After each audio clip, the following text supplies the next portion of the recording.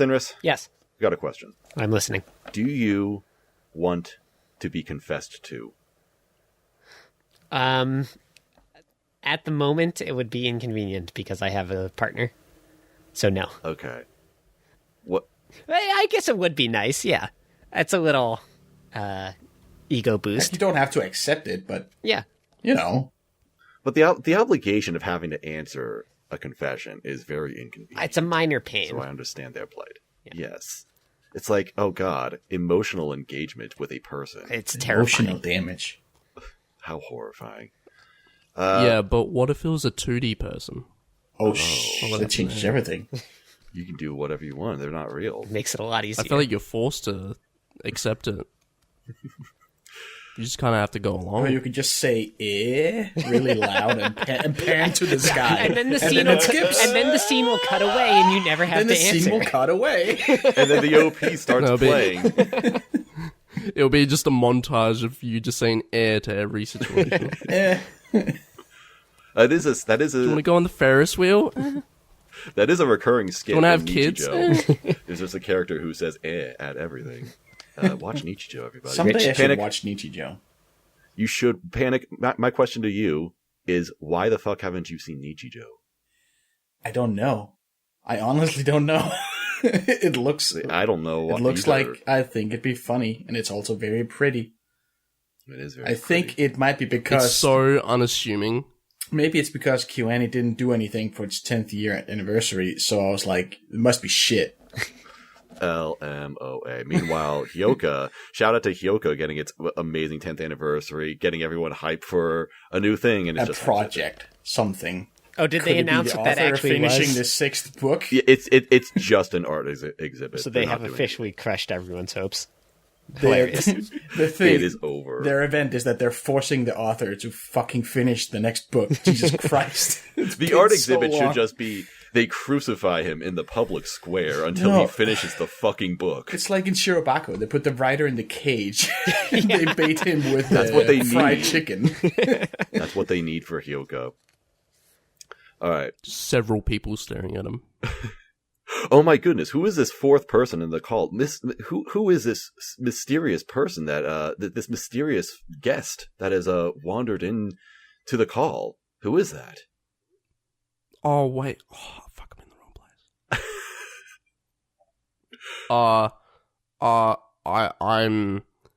I'm here.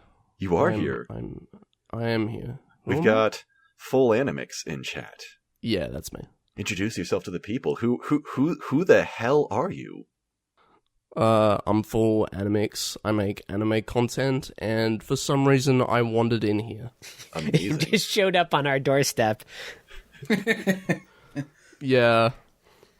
I was next to the box of kittens. I think this is the first time we've had an Australian, a European, and an American in the same call together. Man, So look at us. Bringing people we together. finally Time zones go brew.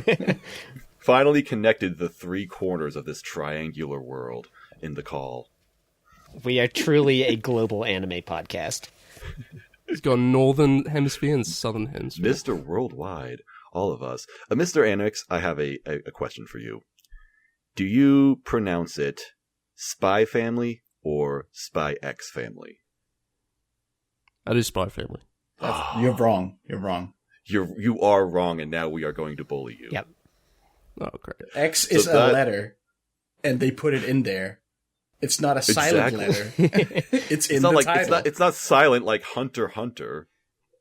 What the fuck? That's Hunter Yeah, but you X don't Hunter. do Hunter x Hunter. Do you ever say Hunter x Hunter? Yes. Wait, you do? All the time. Every time I say the name. Do you yes. say all the X's Every in triple single X? time. There's not you don't skip a beat with it. You just always say I yes. always say Hunter x Hunter, yeah. Mentally, yes, always Hunter X Hunter. What I actually thought it was Hunter x okay, Hunter. question It question is Hunter x Hunter, what is wrong but- with you? But they put the X in there, so fuck you. That has consequences. That's a choice they made. That has consequences. Great. Can't just fuck around with letters. Yeah, you can. Who do you think you are? Shakespeare? Words mean things. William Shakespeare. I scream while shaking the bars of my cage. The true chaotic is Hunter times Hunter. Hunter squared? Spy times family. Hunter Square. Spy times family. Weird Hunter. Well, in any case, this is the Tokyo Podfathers podcast. Thank you very much for listening. And we are going to do our first impressions of the season, the spring 2022 season, which I've said this a couple of times in the past, but I think this has a chance of being an all-time great season, personally. It's pretty Because there's a waku lot. waku all over. Pretty waku waku, my dudes. So, but of course, as usual, we don't have time to talk about every show that came out this season. So if there's anything we missed, feel free to yell at us in the comments or on Twitter at Tokyo Podfathers or our Discord server, whatever, links in the description. Or just tell us what you're watching and what you're excited for this season. We would absolutely love to hear from you. So, this season, I think, usually we save the best for last, arguably. But this time, the That's last exactly shall be what we're first. doing. That is actually what we're doing. I guess it. You know what? You good. But we're doing the second All right. best. If you look first. at it from a broad view, technically. We're doing the normies pick for best anime of the season first, which is going to be Shield Hero. Spy X Family. Shield Hero season Shield 2. Hero season 2, baby. No, it's Spy X Family. That's what we're talking about first, Yeah, Spy Times Family. or Spy Family, as some people call it. Wrong people. Spy Sims. But yeah, So, Spy X Family has an adaptation. it's pretty good. Good show. 9 out of 10. Did you guys read the manga? Because this is one of those ones that I've seen people talking about for years and years Yeah, and I years. keep up with the manga. So this is it's a payoff for this podcast, because we actually have a role in the Discord that we made all the way back in 2019, I think, for every time Spy X Family dropped a new chapter, we would have a ping roll on the Discord, because it's just that popular. That this is probably the biggest new manga to drop in the last 5 years or so, on the level of like Chainsaw Man or I'd say so. Tyson or something. Yeah. Like, it's just up there. And as a sign of the hype, it is currently ranked 3 on my anime. Are you shitting me? Of I had no idea. all-time rating, it is Oh, ranked 3. It is. True. At the time of this recording, of course. It's about to get review bombed, though. You know it. We all know But, it. it's approaching the dreaded number 1 spot, which, you know, once you go there, there's no turning back. You are dead. Well, I guess sounds like I'm the only person then who's coming into this show without having read the manga. And I gotta say, it's pretty good. It's pretty good. Good. It's really good. I just love the grenade pin engagement ring. Right? That is the most clever thing I have ever seen. Like, I really enjoyed the first 2 episodes up to that point, but as soon as I saw that, I was like, okay, this is going to stick the landing. Yeah. That's how I felt like reading this manga. It's like the first chapter or 2, it's like it's all right, it's solid. You know, Lloyd is a fun character, Anya's a precious cinnamon roll. But then once you get to Yoru and once they all get together, it's like, okay, this series is Well, sick. that's the thing. Yours also a precious cinnamon roll, but it's got like poison, a poison cinnamon roll. You got to be careful biting into that. She's so weirdly naive and innocent in a strange way, but then she's also like a trained killer. Yeah. It's a really good adaptation. Like, it's so faithful to the manga, and the art style is perfect. The voice actors just killing it. They're depicting Anya a lot more childish than I ever imagined her in the manga, but it makes sense. She's just a kid. How old is she supposed to be? Like 5. Okay. And she is like 6. 5 or so. Yeah. 5 or 6. Oh, does she lie? Yeah. But I never... Oh, yeah, why- because she's officially adopted at 6. Yeah.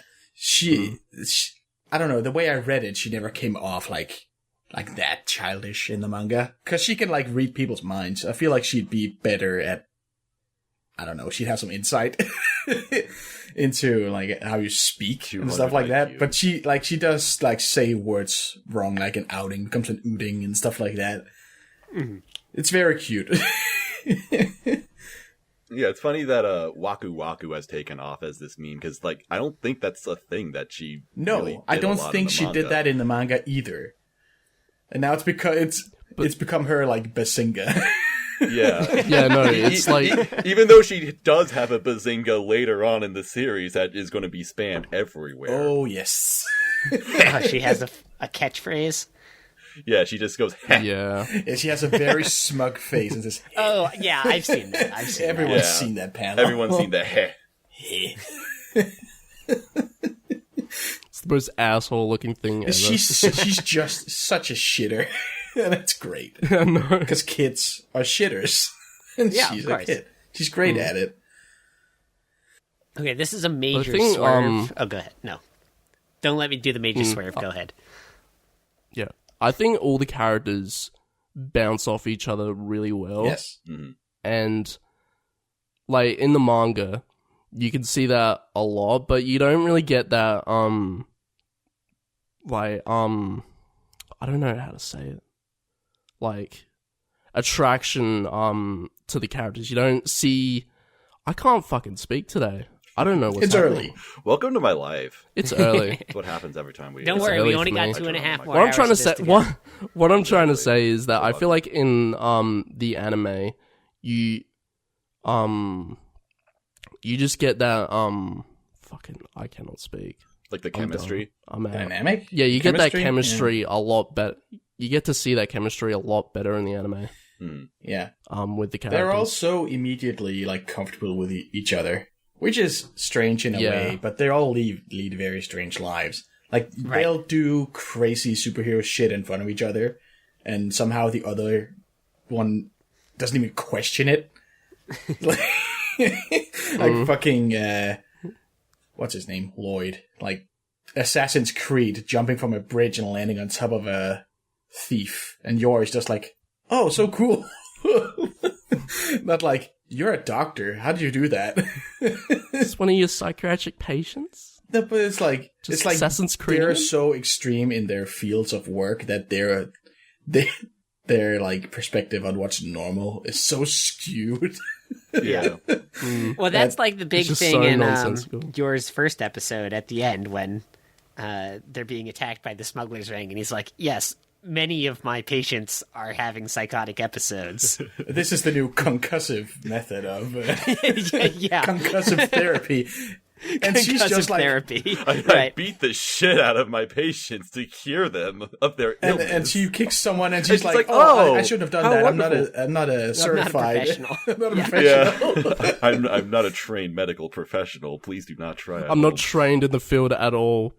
Yet you're somehow very good at it. Yeah. Yeah, and I like that he's just like, I have no idea if this lady is stupid or just like going along with it. Yeah. I think she might just be stupid. Yeah, it's kind of a little bit of both, but it's fine. No, she's got to read on that banter. But then, of course, the sort of one of the many catches of this series is that, you know, their kid understands both of them, but, you know, isn't telling anybody. Oh, yeah. She just knows everything. All knowing. She's It's just kinda- excited for the ride. Yeah. It's kind of like I compare this to Kaguya-sama, where it's two characters that both are like hiding something from each other, and they're just not able to admit it. But then it's like everyone else around them knows about it, Yeah. and they're Well, in just like, Kaguya-sama, they fucking also idiots. both know it. Like, they know that they both love each other. They're just trying to get the other to admit it. And everyone Yeah. around them knows that that's what's going on. This is like, they're doing a real shitty job of hiding that they're like professional spy and assassin, but they just somehow don't see it. And that it's so weird. Like, okay, sure, you have a spy and you have an assassin, and they can, like, they don't know that that's what they are to each other. And that's fun. That's Mr. and Mrs. Smith. That's a movie that exists. But then they also just have a psychic daughter. Like, the psychic daughter is how the thing I did not know How about it coming some in. magic? How about we get crazy in this? This weird, like, Cold War spy thriller in not Berlin. Berlin.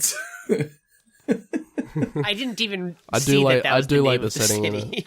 I think they say it, like, in passing at first.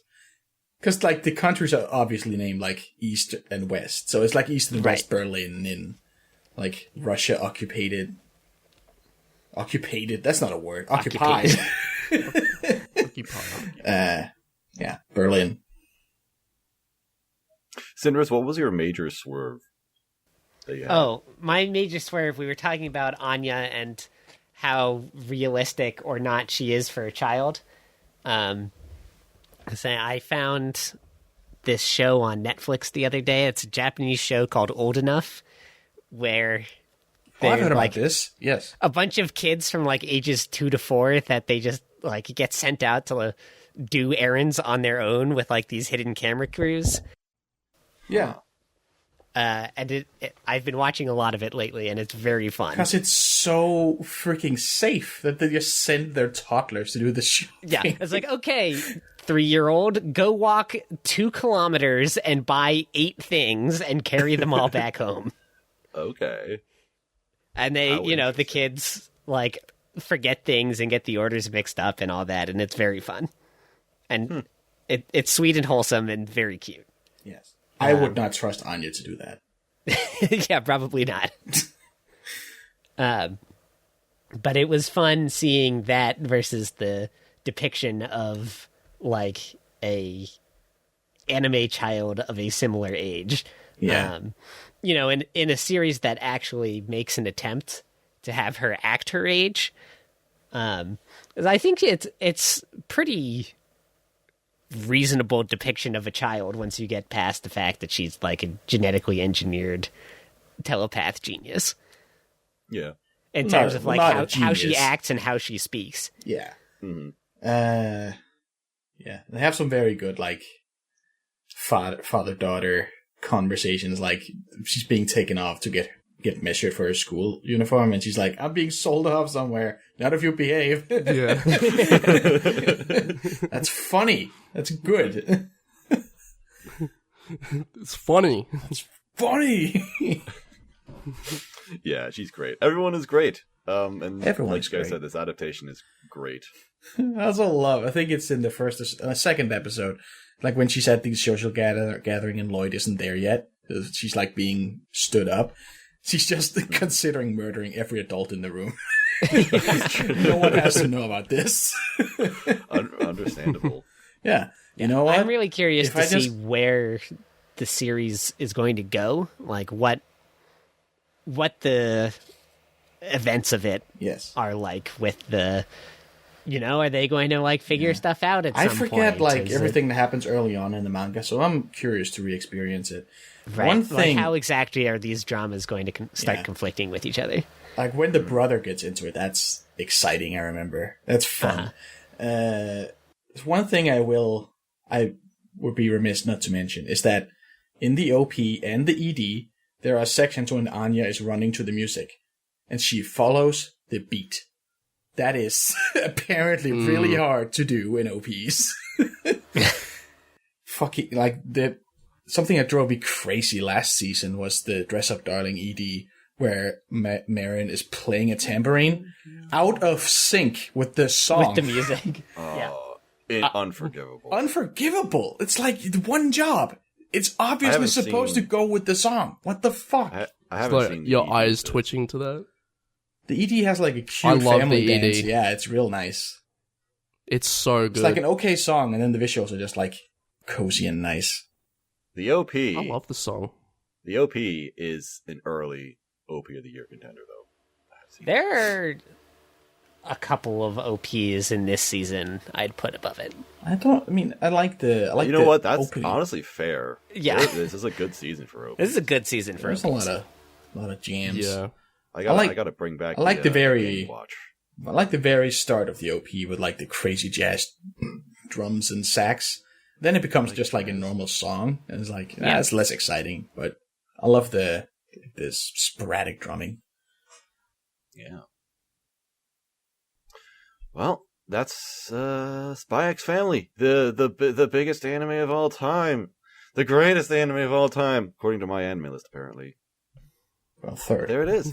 Yeah, it's finally here. And it's doing this great manga justice. So Yep. happy to see it. This is a series that I kind of call like character is or does a thing, Mhm. and it turns out that there are several of these kinds of anime this season. So let's move into Aharon-san, Wahakaranai, or Aharon is indecipherable. Girl is quiet. Girl is quiet, very quiet, so quiet that you can't hear her at all until she gets right into your fucking face, and then you hear her a lot. I think even then she's still kind of hard to hear. Yeah, they just got Inari Minase doing her low lolly voice. Yeah, but it's great. It's great. It's very chill. It is very chill. I enjoy this show. I think it's fun. It's pretty funny. It has one of the rare moments where I'm actually like audibly laughing at anime. Right? Like this show's actually funny. Like the way these two characters act and interact is just so endearing and They're funny. both like incredibly stoic, and like like he will overthink anything that happens. Like they get told, "Oh, we're rearranging you in the class," and he's like, "Well, it was fun while it lasted, but I have to let her go." And you know what? I'll have to enjoy this last time we have together, and maybe it's time to meet other people and find new friends, and she'll be happy with another partner. And then they just get the same seat, of course. Lol, got it. They're the anime characters. They have to sit in that spot. Yeah, she has the MC What, spot. is it the back right seat and the one right in front of it? Yeah, back right seat. Well, no, the one right to the right of it. Oh, okay. Yeah, but she has the MC seat, like, right next to the window. What I like about this anime is that it has such a consistent tone to it. It's consistently very quiet and just low-key, which it isn't exactly uncommon for these kinds of shows, but what they usually, like, kind of comparing this to something like Takagi-san, you'll get a show that is a very low-key and quiet show, but then there is kind of the punchline of, Takagi winning the competition, and then you get that loud outburst of laughter and Nishikata screaming, and it's like, ah! It's like that, you get that exciting peak. You don't get that with this series. It's just very, very consistently quiet, and even when something ridiculous happens... It's very mellow. Yeah, and even when something ridiculous happens, the characters just react to it like, alright. Oh, that's normal. Like the guy, he tries so hard to figure out, he invents new ways of communication for this girl because she's so quiet, and he just like feels so compelled to help her. And after like using carrier pigeons has failed, he's just like, this sucks. I can't do anything right.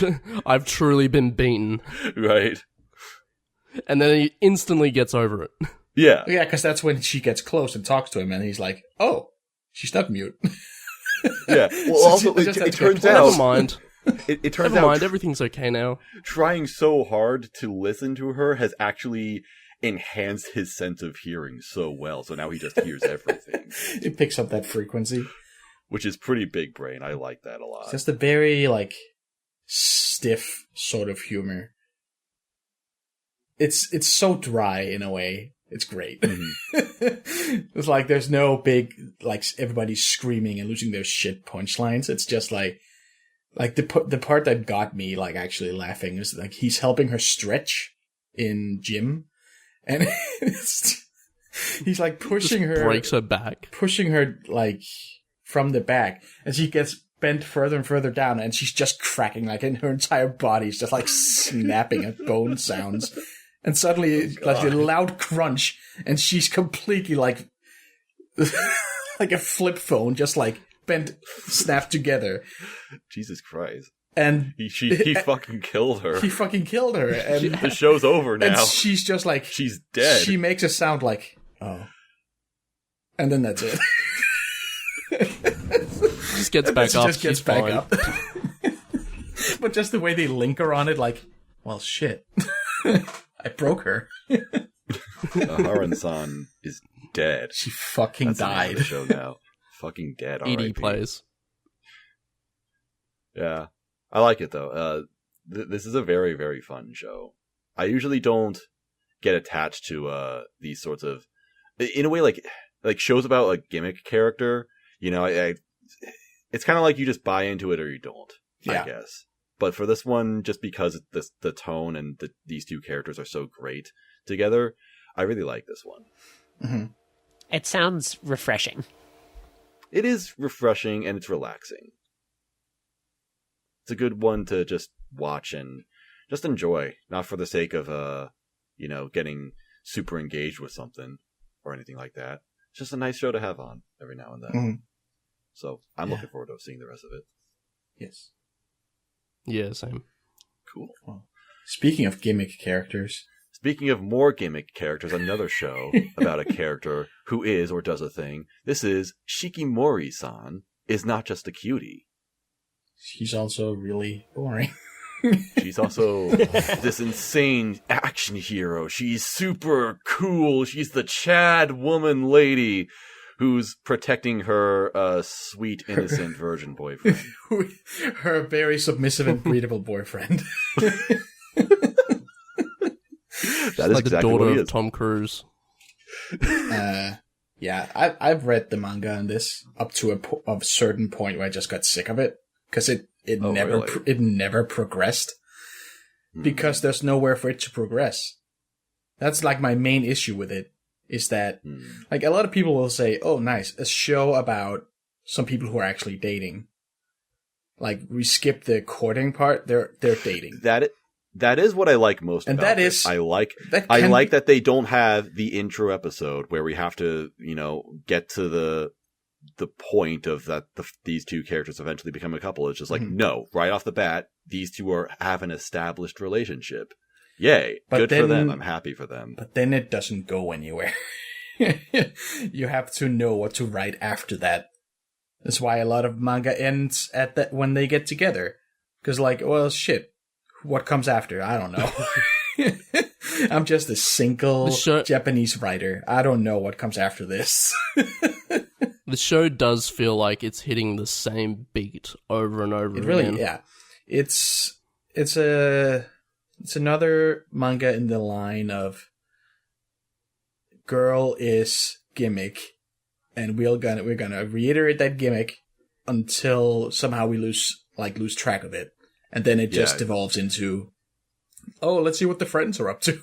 Because the main character is someone who is just incredibly unlucky. He just experiences misfortune everywhere he goes, in every waking second of his life. He's got glass skin and paper bones. But fortunately, he has some magical girlfriend who can just kind of do everything.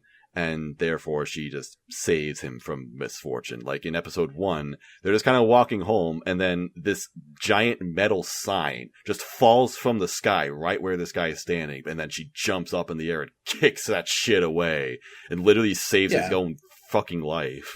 Yeah, well, the punchline of every chapter is that she will do something that is like traditionally like shoujo manga, like the cool guy does.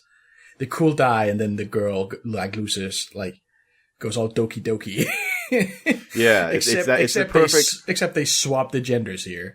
Yeah, it's the perfect. I lost my train of thought. It's the perfect Gender swap. wish fulfilling shoujo, but swapped. Exactly. That's the gimmick. Yeah, and that's the kind of thing that sounds like it would be funny for 10 chapters. And it is for 10 chapters. Right. And then it kind of But then it just doesn't stop.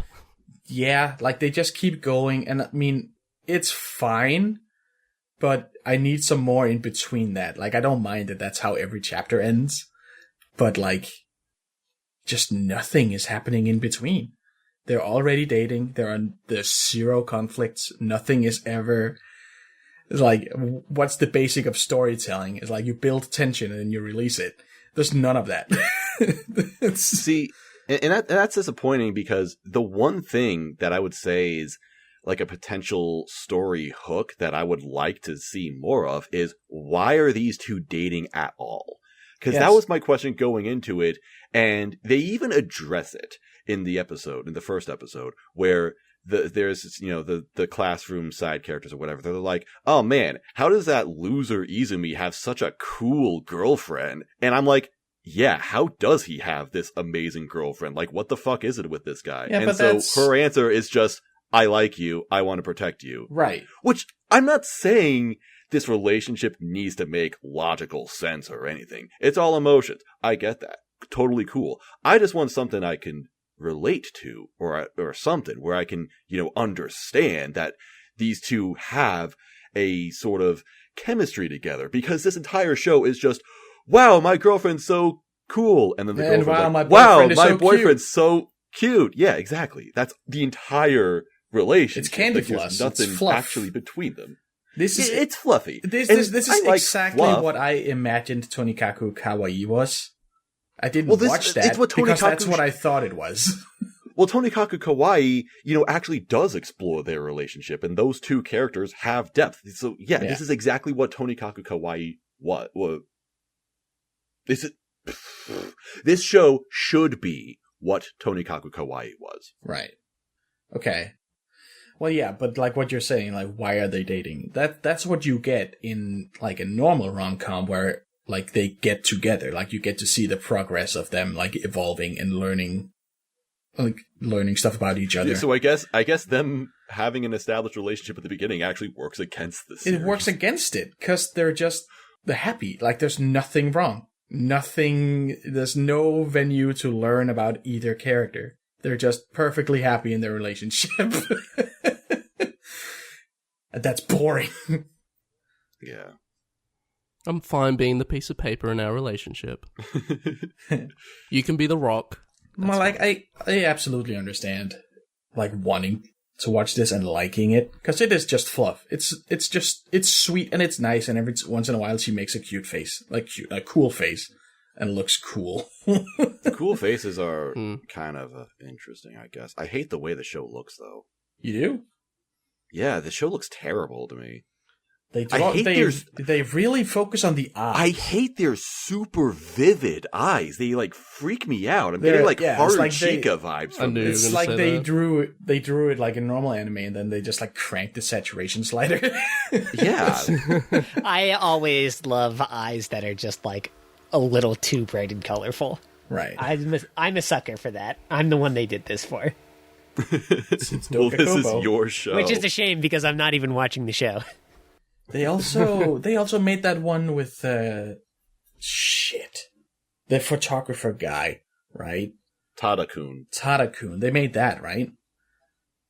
I hated how that show looked. Yeah. I'm pretty sure they did. Yes. I hated how that looked, because that was Dogakobo's a master of making forgotten seasonal anime. Because that was exactly also extremely saturated. Like, the girl with red hair, like, her hair was like tomato red. It was so fucking red. It's too red.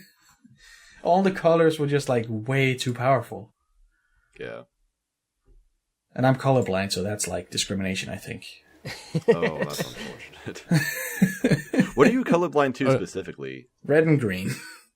Well, how can you tell how red her hair was? It's not that I can't see red. It's that I have a hard time telling like shades of it apart. Well, but isn't it a good thing that her hair was so red that you could see how red it was? You're like, well, they fixed your color blindness, dude. Her hair was brown. I was gonna say, you're kind of contradicting yourself. Oh no.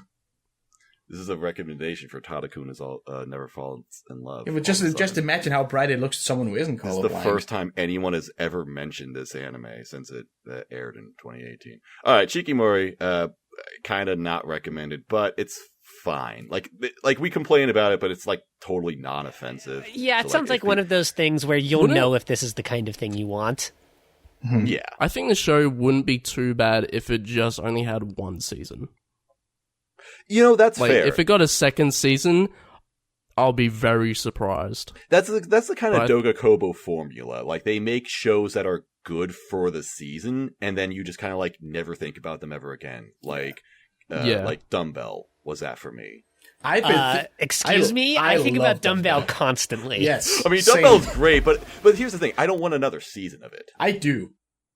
Desperately. Yeah, I feel no great desire for it, but I would totally watch it if it came around. Okay. I guess I suck. I'm sorry for insulting. Nah, I'm with you on this. Dumbbell I'm with you on this one. Right. I don't think there should be a second season. Man, I should rewatch Dumbbell. That's so great. I know that full Animix got me, so that's all I need. Yeah, I got your back, fam.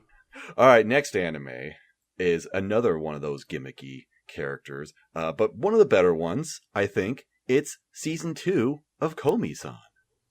It's your boy Komi-san. Your boy Komi the goat. Yeah, Komi-san's back. It turns out that all along this was a split course series, and they just never told anyone. Classic. They didn't tell me. I still haven't watched past episode 3 of season 1 because there still aren't good subs for it. Yeah, I'm waiting for the good subs to be out. We are waiting for the good Nova Works. This is a manga that I started, and then I was like, why does everybody look like shit except Komi? And then I kind of stopped reading. And then I picked it up after a certain chapter again. I was like, oh, there's more characters now, and they look even worse. But Komi still looks great. I don't even like the way Komi looks, personally. I've always thought she had a weird looking design. She looks like a Doonesbury character. I hate her weird head shape. Like, the way they shape her hair is like... why is it like that? Is what it is. I don't know what Doonesbury is, but... Is that what it's called? Just a second, I'm going to Google something. Doonesbury. Doonesbury. Yeah, I love Komi's design. I really like the way they switch back and forth between the cool hot one and the goofy simple one. I do like that about her, and I think that it's the same. The silly Komi face is iconic. Yeah, that the way they do that, it's a funny comparison, but it's the same thing they did in One Punch Man, and it has great comedic effect in both of them. Yes. Mm-hmm. Yeah, I agree. That's all I have to say about it. It's more Komi-san. I'm sure it's good. Mr. Animix, have you been watching this one? Yeah, I watched the first couple of episodes, and I think it's just normal Komi episodes, which is a little bit boring sometimes when you get the same type of episodes, but just another season. Mm-hmm. But it's pretty cool that they can keep thinking about new ideas for new episodes, and they can just make as many episodes as they want and still be engaging. But I'm at the point where I feel like that we're just getting too many episodes, and I can't keep up, and it's just overwhelming. And honestly, is it hitting the point? Is it hitting the point that all these kinds of shows hit eventually where the gimmick just isn't interesting anymore? Yeah, unless they introduce certain scenarios that intrigue me, I'm gonna keep watching it, but I'm not gonna be keeping up to it seasonally, so watching it every week. I think I'm gonna wait until it's all done, and then I'm gonna watch it.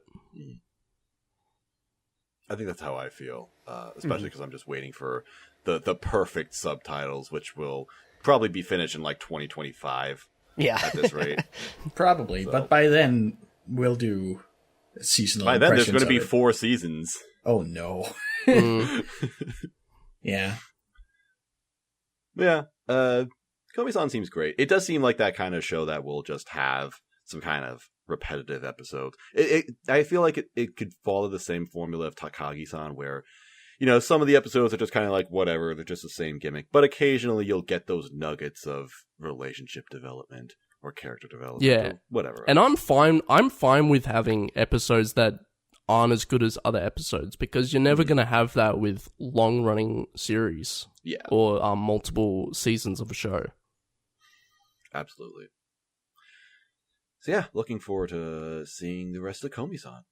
And now we've got the mother of all gimmick character anime. It's more? Or the ultimate form of it.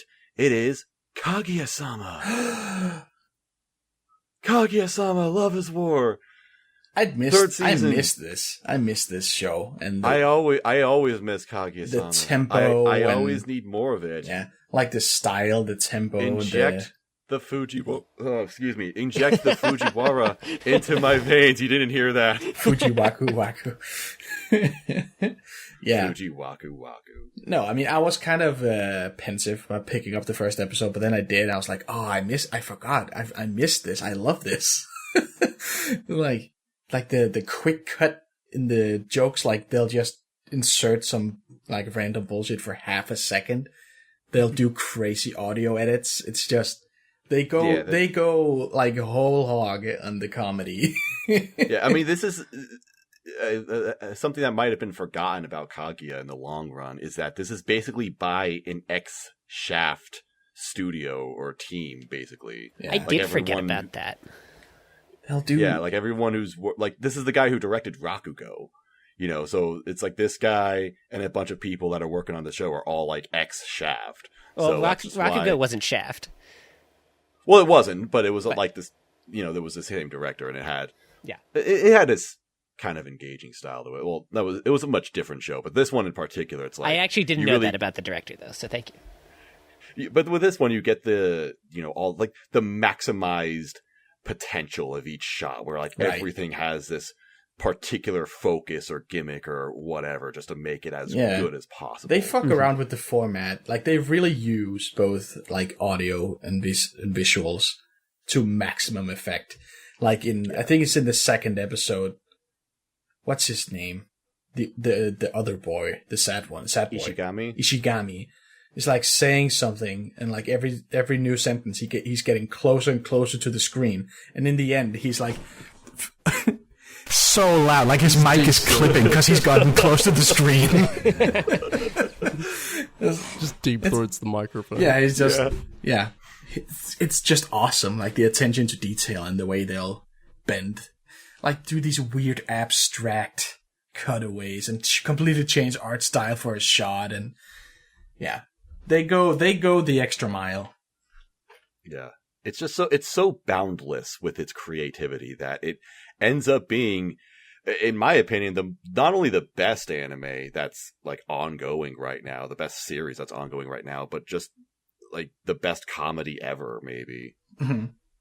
I would agree. Yeah.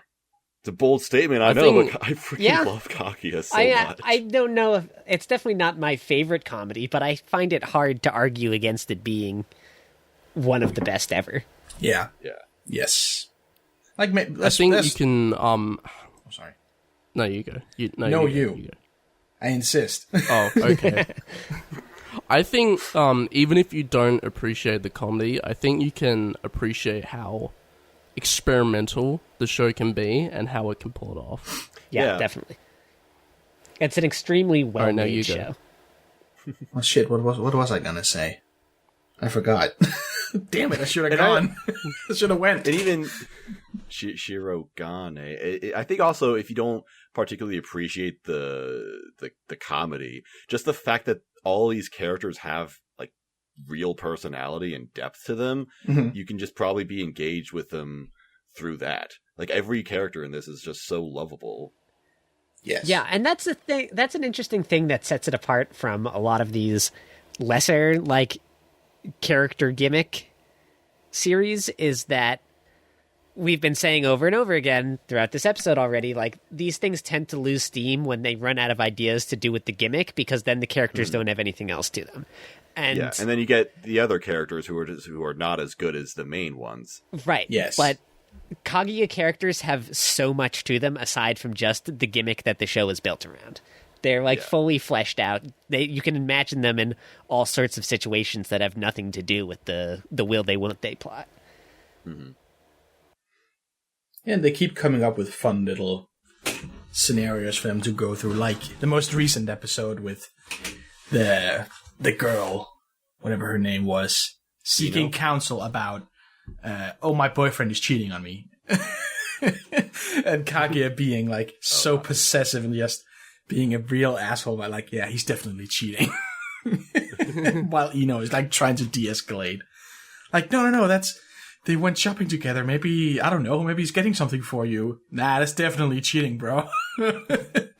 What's so great about... And then it's like a 180 at the... With the karaoke. And when the karaoke, she goes like, oh, maybe she's not. And then Ina's just Ina's like, oh, no, he's definitely cheating. Yeah, now I'm convinced it is cheating. What's also so great about the skits, the sketches, is that they're so relatable.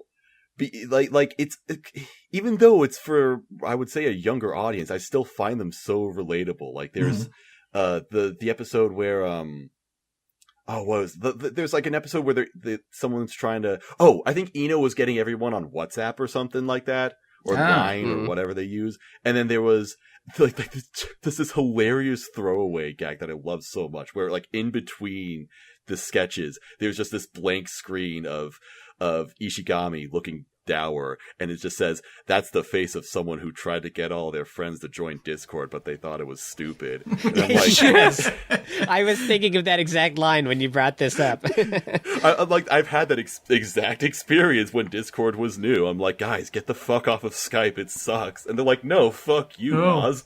We like weak group. We like getting our asses kicked. Group me. Yeah. So yeah, it's fun. It's in the moment relatable, but I feel like it still has a sense of humor that's going to age really, really well. And it keeps dropping like little surprises too. Like they do the coin game, and one of the questions is, "Are you in love with somebody?" And the two we know answer yes, of course. But there's a third one. Oh shit! Who is it? Oh no! Oh no! Who could it be? Oh no! And no!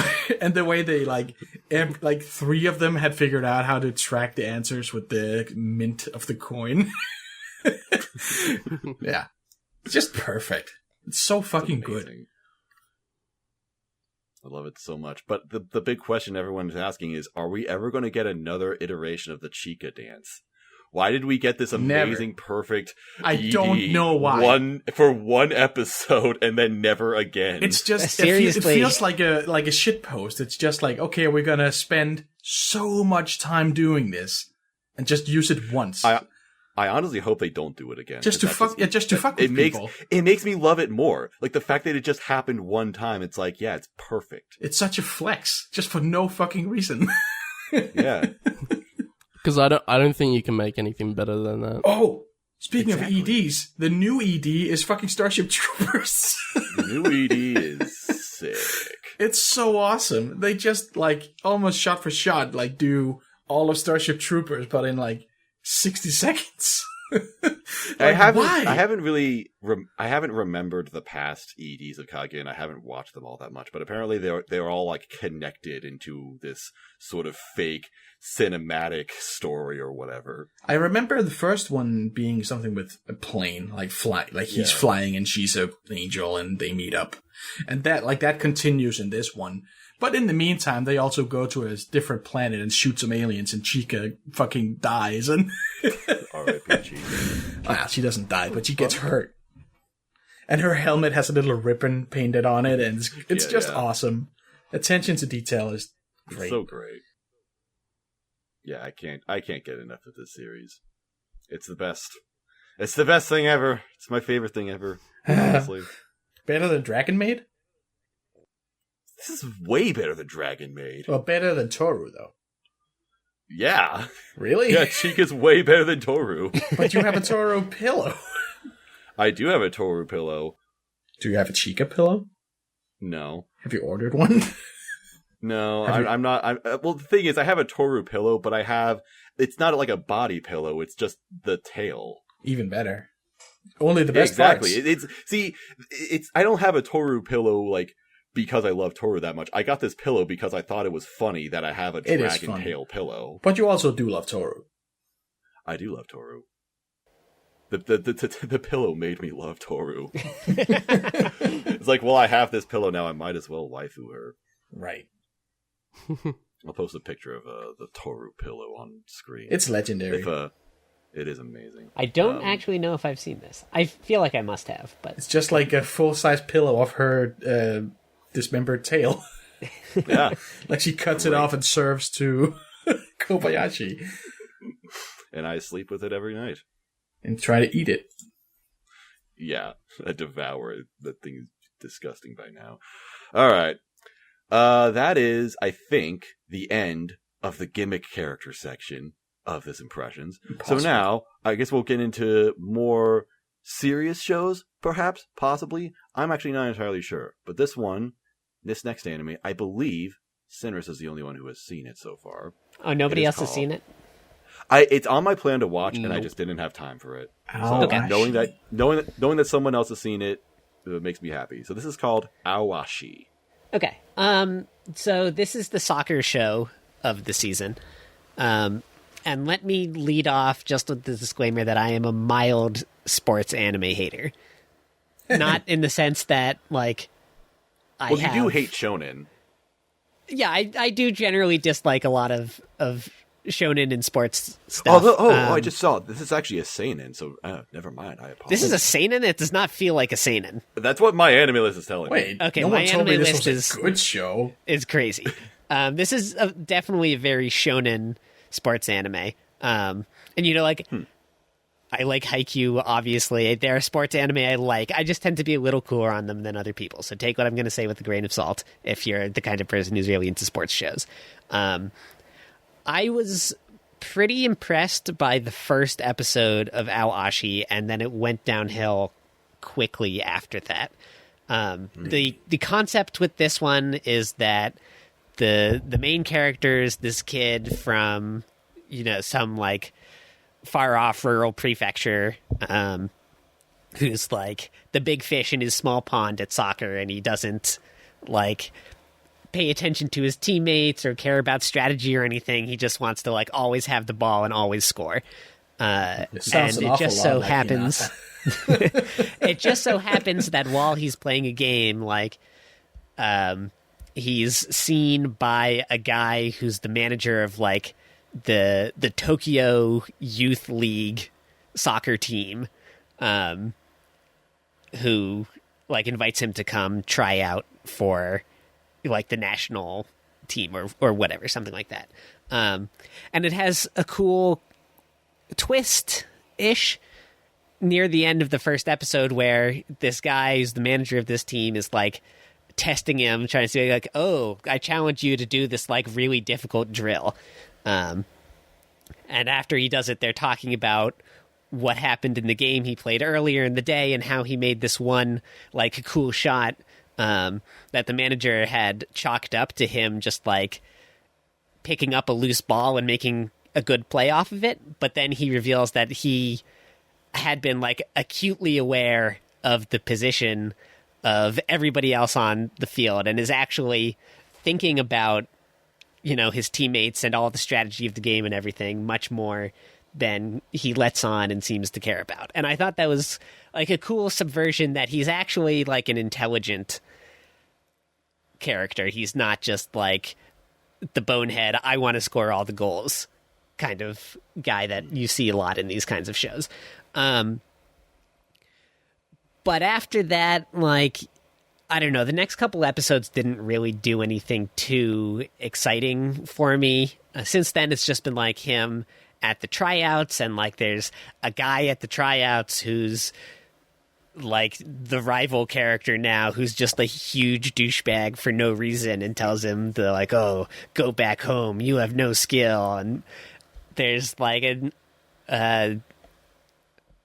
like this annoying like girl character there's some sort of like forced romantic tension between them despite there not being any sort of chemistry or anything. I don't know. There's like nothing egregiously bad, but a lot of things that just kind of made me roll my eyes without anything that made me get as excited as I was in the first episode.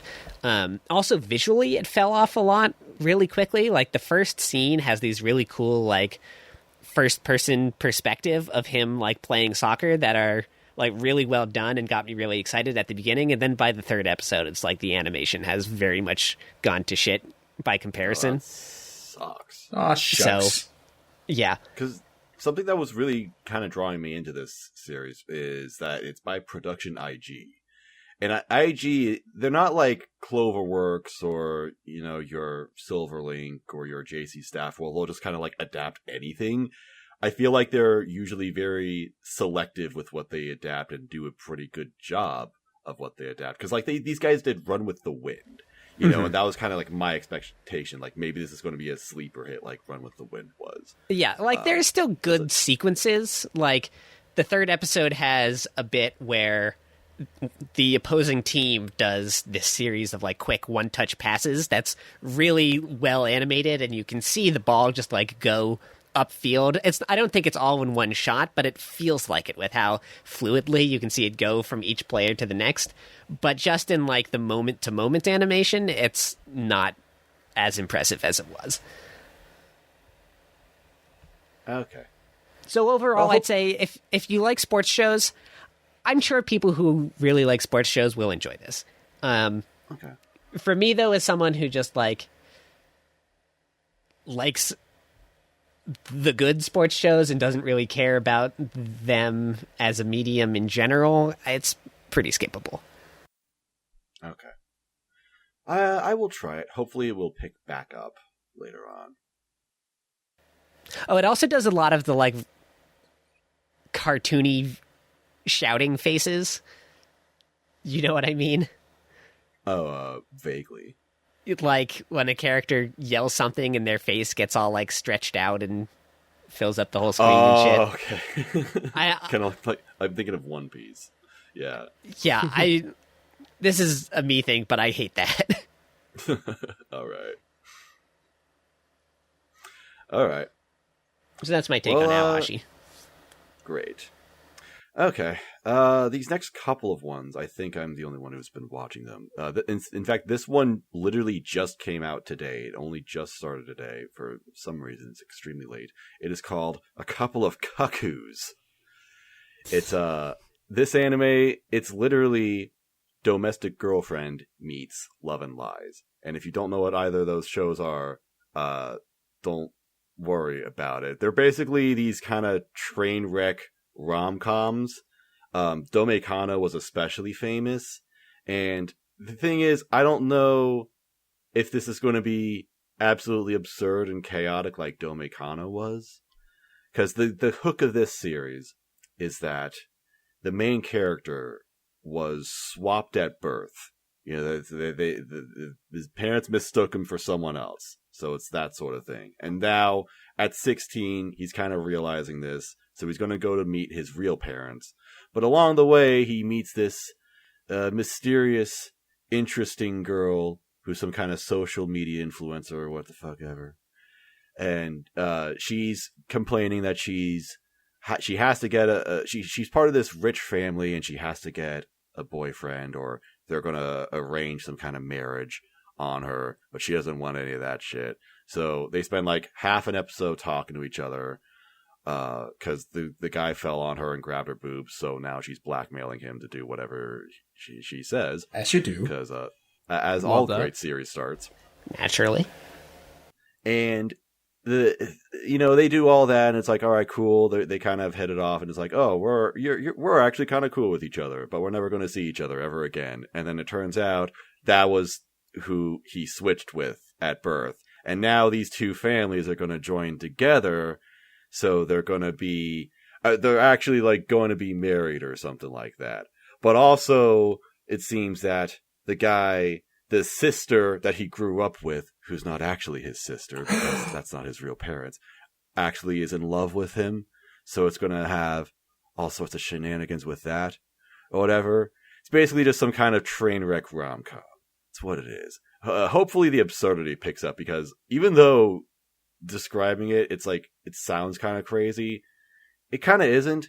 It felt very normal, although I have no idea. I might just not be a good judge of this or of these kinds of shows, because I remember when Dome Kano came out, I watched the entire first episode and I'm like, I don't get it. This show's stupid and it's boring and it sucks. And then everyone was just like, how the fuck do you think it's boring? This is the craziest show of all time. And then Giga did his hilarious epic meme video, and now everyone thinks it's a hilarious epic meme show. And I'm like, okay, I guess I'm not in on the joke.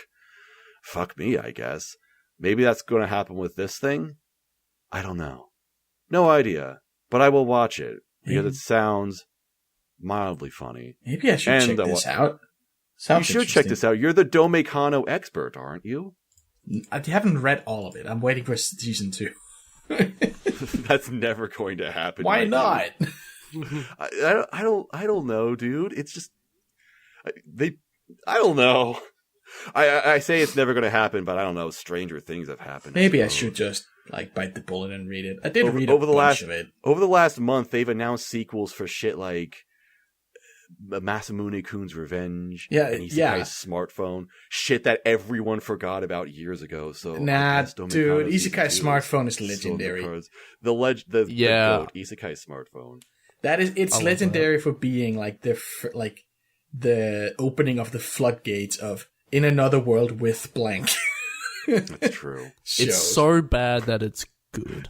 It ruined anime. It's like how for years, and we are still recovering. SAO was like the warning shot that it was about to be catalyst. It's the catalyst of Isekai, and then this was the catalyst of a new low. Yeah. SAO was the catalyst. This was the nuclear bomb. Yes. We're still dealing with the fallout because we're still getting these kinds of shows. Anyway, we're never going to recover from it. Anyway, we're stuck like this. Does forever. the Kaku show at least look good? It looks okay. I think it has some cute waifus in it. Then I might check it out. Yeah, I mean that's what's important at the end of the day. It's important to me, damn it. That's what it's all about. No, I mean it is. It's what it's all about. About how cute the girls are. That's why you got shit like Rent a Girlfriend. No, I was talking about it's important to me that the show looks good. Yeah. Matters to me right. in a visual medium that the visuals are good. I know that's crazy, but possible. To some people that's nonsensical. And I don't know I probably didn't do a great job of selling it because, like I said, it literally just came out hours before we recorded. I watched this right. Is there only episode 1 out? Yeah. Okay. Yeah. It just started. It started late, but it's 24 episodes, so it will continue. Oh, no. Then I might not. Jesus. Oh, no. Too much of a commitment. I could watch 12 episodes of this garbage show, but 24? Jesus. I'm not going to commit to 24 episodes. It's a big order right there. That is the biggest of orders. Yeah, anyway. But that's that. I'm sure people will enjoy it, and maybe I will too. We'll see. Next is another anime that I think I'm the only one who's seen. It's called Tomodachi Game. Ooh, yes. Oh, have you seen this? No, but I'm excited to hear about it. Oh. Well, guys, they did it. The Mirai Nikki. They made a death game where no one dies. Finally, we did it. It's brilliant. No, it's the... Mayoiga? No, it's oh the my meme. god, it's Mayoiga! It's the meme with the scientist. It's like, finally, life game. I guess this could be like Kaiji, because they play this, so it's these 5 friends. Is this the one where the guy's money got stolen? I think I read the... Yes. Yes, okay, I read the synopsis for this one. So they gather, this entire class collects money to go on a field trip or whatever, but then the money gets stolen, and it's supposedly one of these 5, because one of them was responsible for handling the money. So that's the thing. So they all get sucked into this game. They all get fucking kidnapped, and then by some creepy mascot fucker. And he's like, all right, you're going to play the Tomodachi game because one of you is 20 million yen in debt. So this is how you're going to settle the debt. We're not going to say who it is, by the way, because, you're all friends and you have to trust your friends. We're all friends, right? So you're going to play games as friends. And so they play these kind of simple games, like they have this Ouija board sort of thing. And it's like, okay, you all have to agree on the answer, but if one of you disagrees, if one of you votes for something else, it's going to go to the other answer, and then you'll fail. But then there are rules about it. It's like everyone has a debt that they can. The debt is shared across them equally, but then as they play the games, depending on how they do, it can go up or down. So you can choose to save yourself and lower your debt at the expense of raising someone else. Isn't this... So it's the prisoner's dilemma? This is a game in Kakegurui, isn't it? Yes. Yeah, it's just the prisoner's dilemma. It's the one something where like that. they trick the one guy into having all their debt. And Mary goes baka really well. So that's the thing about it. It's takes place with all these small little challenges, but it's all about deception, betrayal, and who can you really trust, even though all these characters are fucking lame. Because the entire show is predicated on the fact that they're all friends. But there's nothing to actually suggest that they're friends. It does that anime thing where they just say, "We're all friends!" And like friends do. Accept and believe that. Right? And then there's one guy who is very clearly not comfortable within the group and like secretly hates everybody. So I want him to win. Yeah, what a Chad trying to mess up the game. That's the Sigma grind set. No commitments, no. He's ready to pull the ripcord.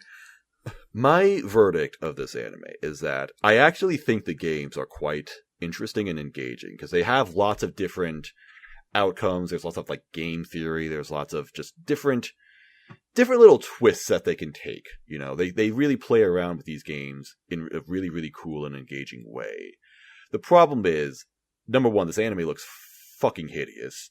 Number two, it's just not very engaging to watch because it's just a lot of dialogue and because it doesn't look great. And you also get these other characters, like the people running the game constantly cut in like, "Ooh, what is this guy gonna do next? He could do this and reduce his debt, or he could betray his friends." Whoa! Oh, wow! And it's just so annoying getting that just shitty play-by-play every now and then when you don't ask for it. I feel like this would be better as a manga.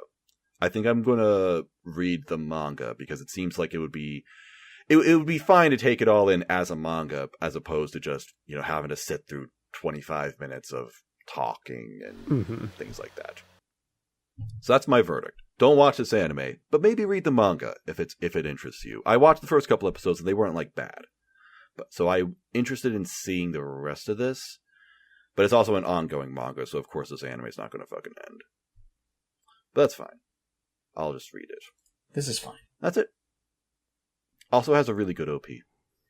I haven't heard it much. I was gonna say it would be funny if the OP was just the Friends OP, or like the Friends Tomodachis. They should have just had the Friends OP. That would have been way better. Oh my god! It's time to make a meme edit. About that at all. Let's go.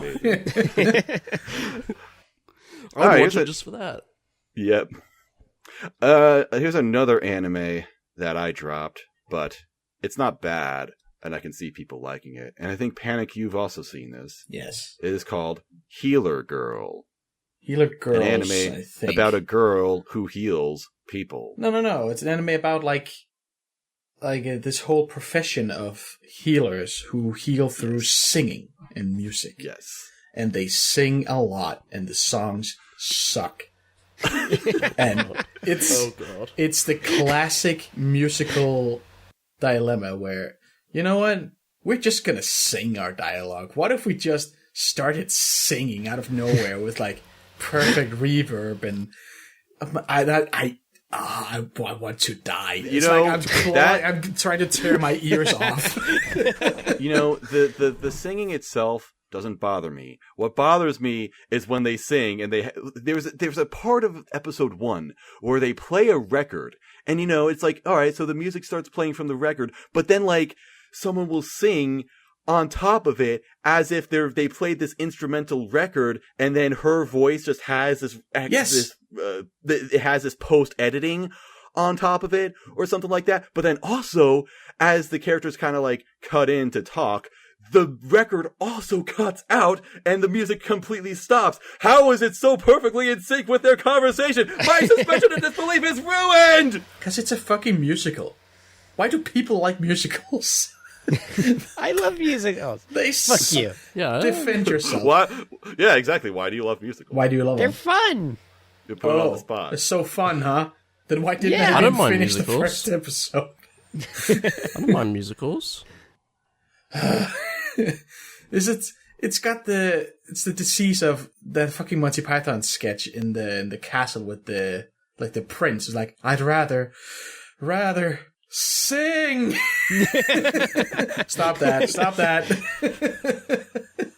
I want to come in like the grumpy dad, just like, nope, stop the music. We're not fucking singing. Just use your words. Just say what you're thinking. You don't have to sing it. I hate it. Makes my skin crawl. Not for me. Yeah.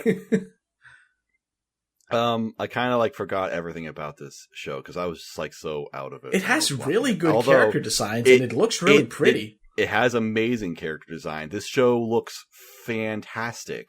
It's by one of my favorite studios, which is 3 Hertz. The thing is, no one knows it's one of my favorite studios because they don't ever get to do anything actually good. Until, fortunately, next season. They're doing The Devil is a Part-Timer Season 2. Ooh, nice. So time to maybe watch season 1. They did Black Fox. I watched Black Fox. Oh yeah, that also came out of fucking nowhere. Black Fox was like, Black Fox was like okay, but no one cared about it that much. Like the only show they've done that anyone really cared about is Princess Principal, which wasn't entirely theirs, and Flip Flappers. Mm-hmm.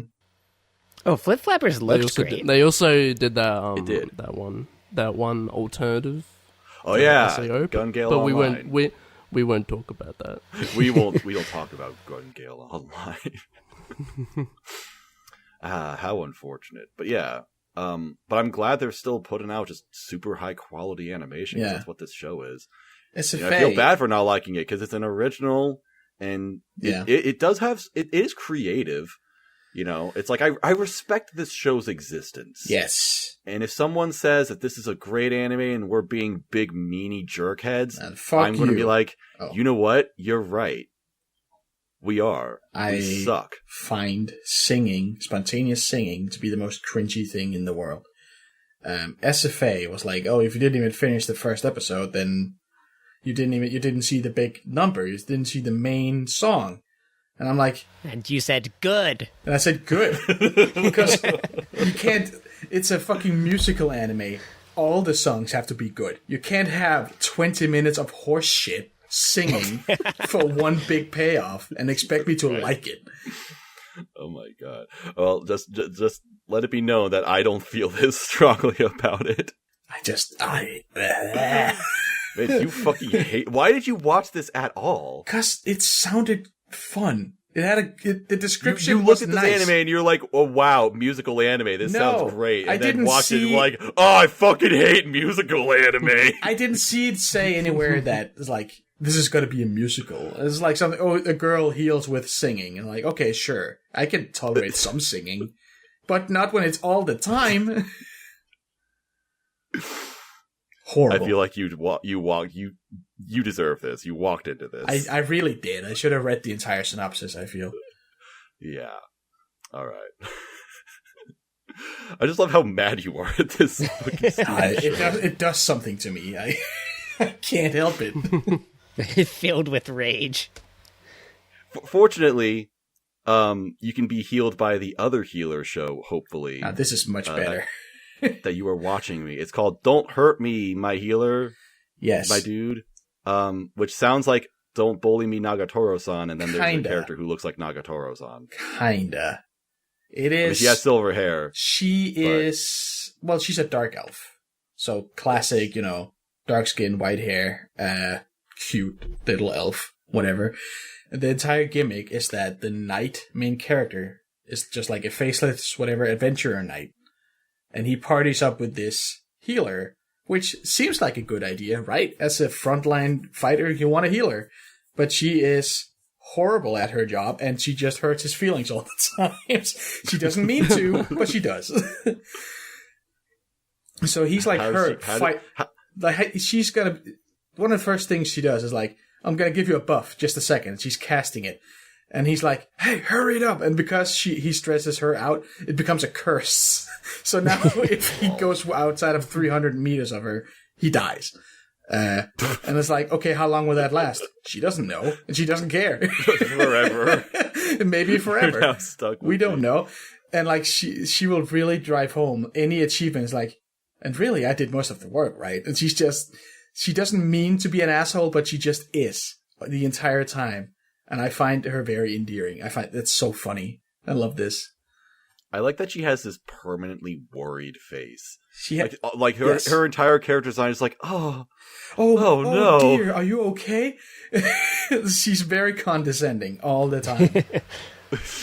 You get places a curse on him. Are you all right? Are you bitch? all right? What do you think I'm all right? It's like the shouting doesn't make it any better. It's just like really stressing him out in an already stressful situation. Is being so aggravating. Nah. I don't know. I do see that this has an extremely low score on my anime list. Not that it really matters all that much, but there is a general consensus that this anime is not good. Do you know why that could be the case? I have no idea. No, I haven't read any discussion on it. I would say that maybe it doesn't look great. That's probably it. It doesn't look great, but I like her design and it stays consistent. It looks good enough. When I saw this show, I'm like, okay, main character is a dark-skinned girl. Panic's gonna love this one. I do love this one, and the and the faceless knight. Like we literally never see his face. And one of the earlier gags is that he gets like his shit kicked in by a bear. Otherwise, really friendly, but he does something to offend it and gets his ass kicked. And he wakes up next to the bear and the healer crying like, we're so sorry, your face is just fucked up, it's permanently fucked up, we couldn't fix it. And he is like all freaking out and looks in the mirror and he's like, oh my god, it's just the way it's always been. That's how I always look. And they're like, oh, we never saw your face without the helmet, so we didn't know. They just move on, like she just completely pretends nothing happened. This man is miserable. And like, poor man. They keep making fun of him to make like spirits have a lot of, like they find some ghosts and it's like, oh, we need to help them pass on. And one of them is like, I died at 29 and I had just gotten married to this beautiful woman. Oh, I'm so miserable. And then it's like, well, this guy's 30 and he's never even dated a girl. And the ghost is like, oh, I guess I was pretty lucky then. And it passes on. Just really, this poor fucking guy. I don't know. I feel like the comedy is good enough to carry that it doesn't look amazing. Okay. I think it's pretty funny. Well, there you go. All right. Intermission time. Hello. It is I, Mr. Fennigan, interrupting the podcast that I am already hosting and editing. But it's worth it. I just wanted to say some words of encouragement to anyone listening or watching to please support the podcast if you can. If you enjoy it, we would really appreciate that. We are a very small podcast, a very self-made, self-governed podcast. We don't have anything to shill or anything like that. So the only way we can ask you to support the podcast is to give us the old like, comment, and subscribe if you're on YouTube. Because that helps tell YouTube that people are interested in this content, and it will push it over to other anime fans, potentially, who can also enjoy it. And that would help us out a lot. That's what we want. We just want to make more friends watching anime and things like that. Talking to more people, growing a community, things like that. It's a lot of fun. But if you're not watching or listening to on YouTube, then please give us a positive review on whichever platform you are listening to the podcast on, because that would also help us in a similar way. Yeah, do that. Positive reinforcement. We don't, it's not that we care about the numbers. It's not that we care about whatever, but that positive reinforcement, it tells us we're doing a good job, because we are working hard and we care a lot. So that, sends a good message to us that we're doing a good job, and it motivates us to do more stuff, to continue working hard and continue doing better, because we're trying to get better all the time. And if you're not enjoying this podcast, well, I truly apologize for that. You should still get into contact with us and tell us about it at Tokyo Podfathers on Twitter, or join the Discord server. You don't even have to say it publicly. You could just message one of us privately and be like, Mr. Fennekin, I don't like the way you're doing things. That stuff you said about Shikimori-san and Tomodachi Game, it ain't good. Ain't gonna cut it, pal. Ain't gonna cut it, buddy. You know what? We take all feedback very seriously. So whatever it is, please tell us about it. We really value your opinion. We really value you as a person. That sounds like some kind of a... what's the word? Some kind of a unhealthy online relationship. That's not what... I don't know who you are. That's not what we're getting at. But either way, I do hope you're having a good one. And if you're not, then again, I'm sorry. And maybe I understand, because it's not easy having a good day nowadays, is it? It's pretty rough out there. I know that all too well. But let's get through it together. I'm rooting for you to get through it. We'll get through it, so we can continue watching anime. That's kind of a depressing reason to kind of go about your day. You know what? Whatever. Whatever gets the job done. Whatever keeps you going. Whatever keeps you moving forward, looking forward to the next day. Yeah! Hooray for anime! You know what would make me real happy? You know what would make my day a lot better? What would make me have a more positive outlook on life? If they ever announced a season 2 of The Journey of Elena. Where the fuck is season 2 of The Journey of fucking Elena? Where the fucking... Fuck! God damn it! Anyway, back to the podcast. Now we're into the obligatory isekai section, because now we have to have 10 isekai in every season. So this one is one that I've seen. I actually shouldn't have mentioned that it's an isekai necessarily, because that has to do with this concept. And I believe Animix has also seen this. And I want to describe this real quick. So this show is called Shokei Shoujo no Virgin Road, which somehow translates to The Executioner and Her Way of Life. So this anime... I was so goddamn confused about this, because I was just like, what? Yeah. So what happens is this guy gets isekai'd into some normal ass isekai world, whatever. There's a kingdom. He gets kicked out of the kingdom, though, and he's, like, oh no. He's so aware of the isekai trend. He's like, oh my god, I've been isekai'd. It's just like one of my Japanese animes. Oh. But he gets kicked out of the kingdom, so now he has nowhere to go. He's got no money. He's like, oh no, my grand adventure starts off like this. But then, fortunately, he meets the cute girl of the show. And this girl's going to help him. Cute girl.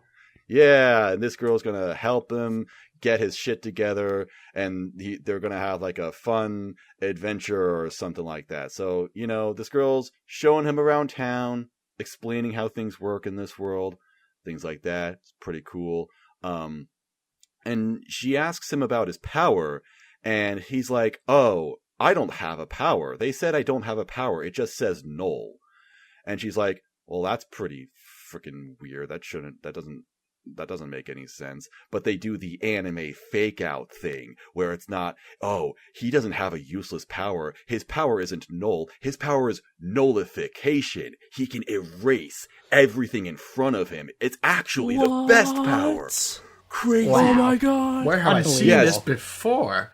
So he demonstrates his power in front of this girl, and she's like, oh wow, you've got like the best power ever. And he's like, yeah, I'm like super OP. I can do anything I want in this world. I can become like a god in this world, and I'm going to have this sick adventure, and it's going to be fun, and it's going to be absolutely wonderful. And this girl right here, she's going to be my cruel hot girlfriend who's going to help me with this. And she's like, yeah, totally, bro. And then stabs him in the fucking head, and he dies. Lol.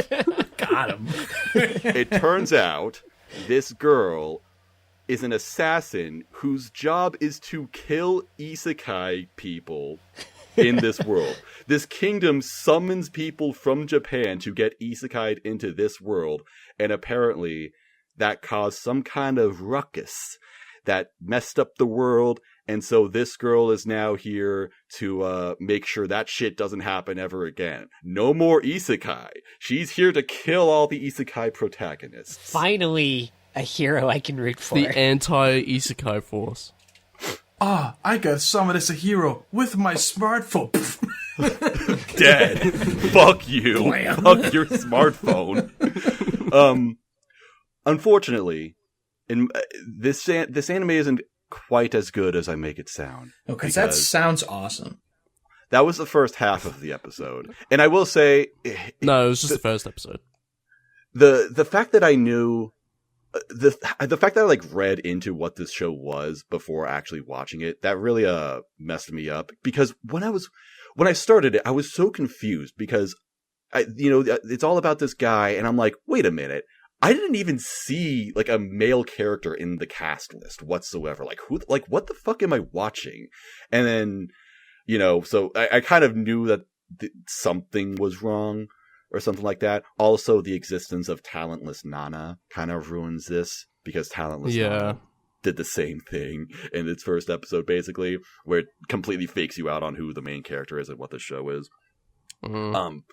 But aside from that, first half is pretty cool and great, but it does that thing where it's a light novel, so it's got to have a bunch of stupid shit in it.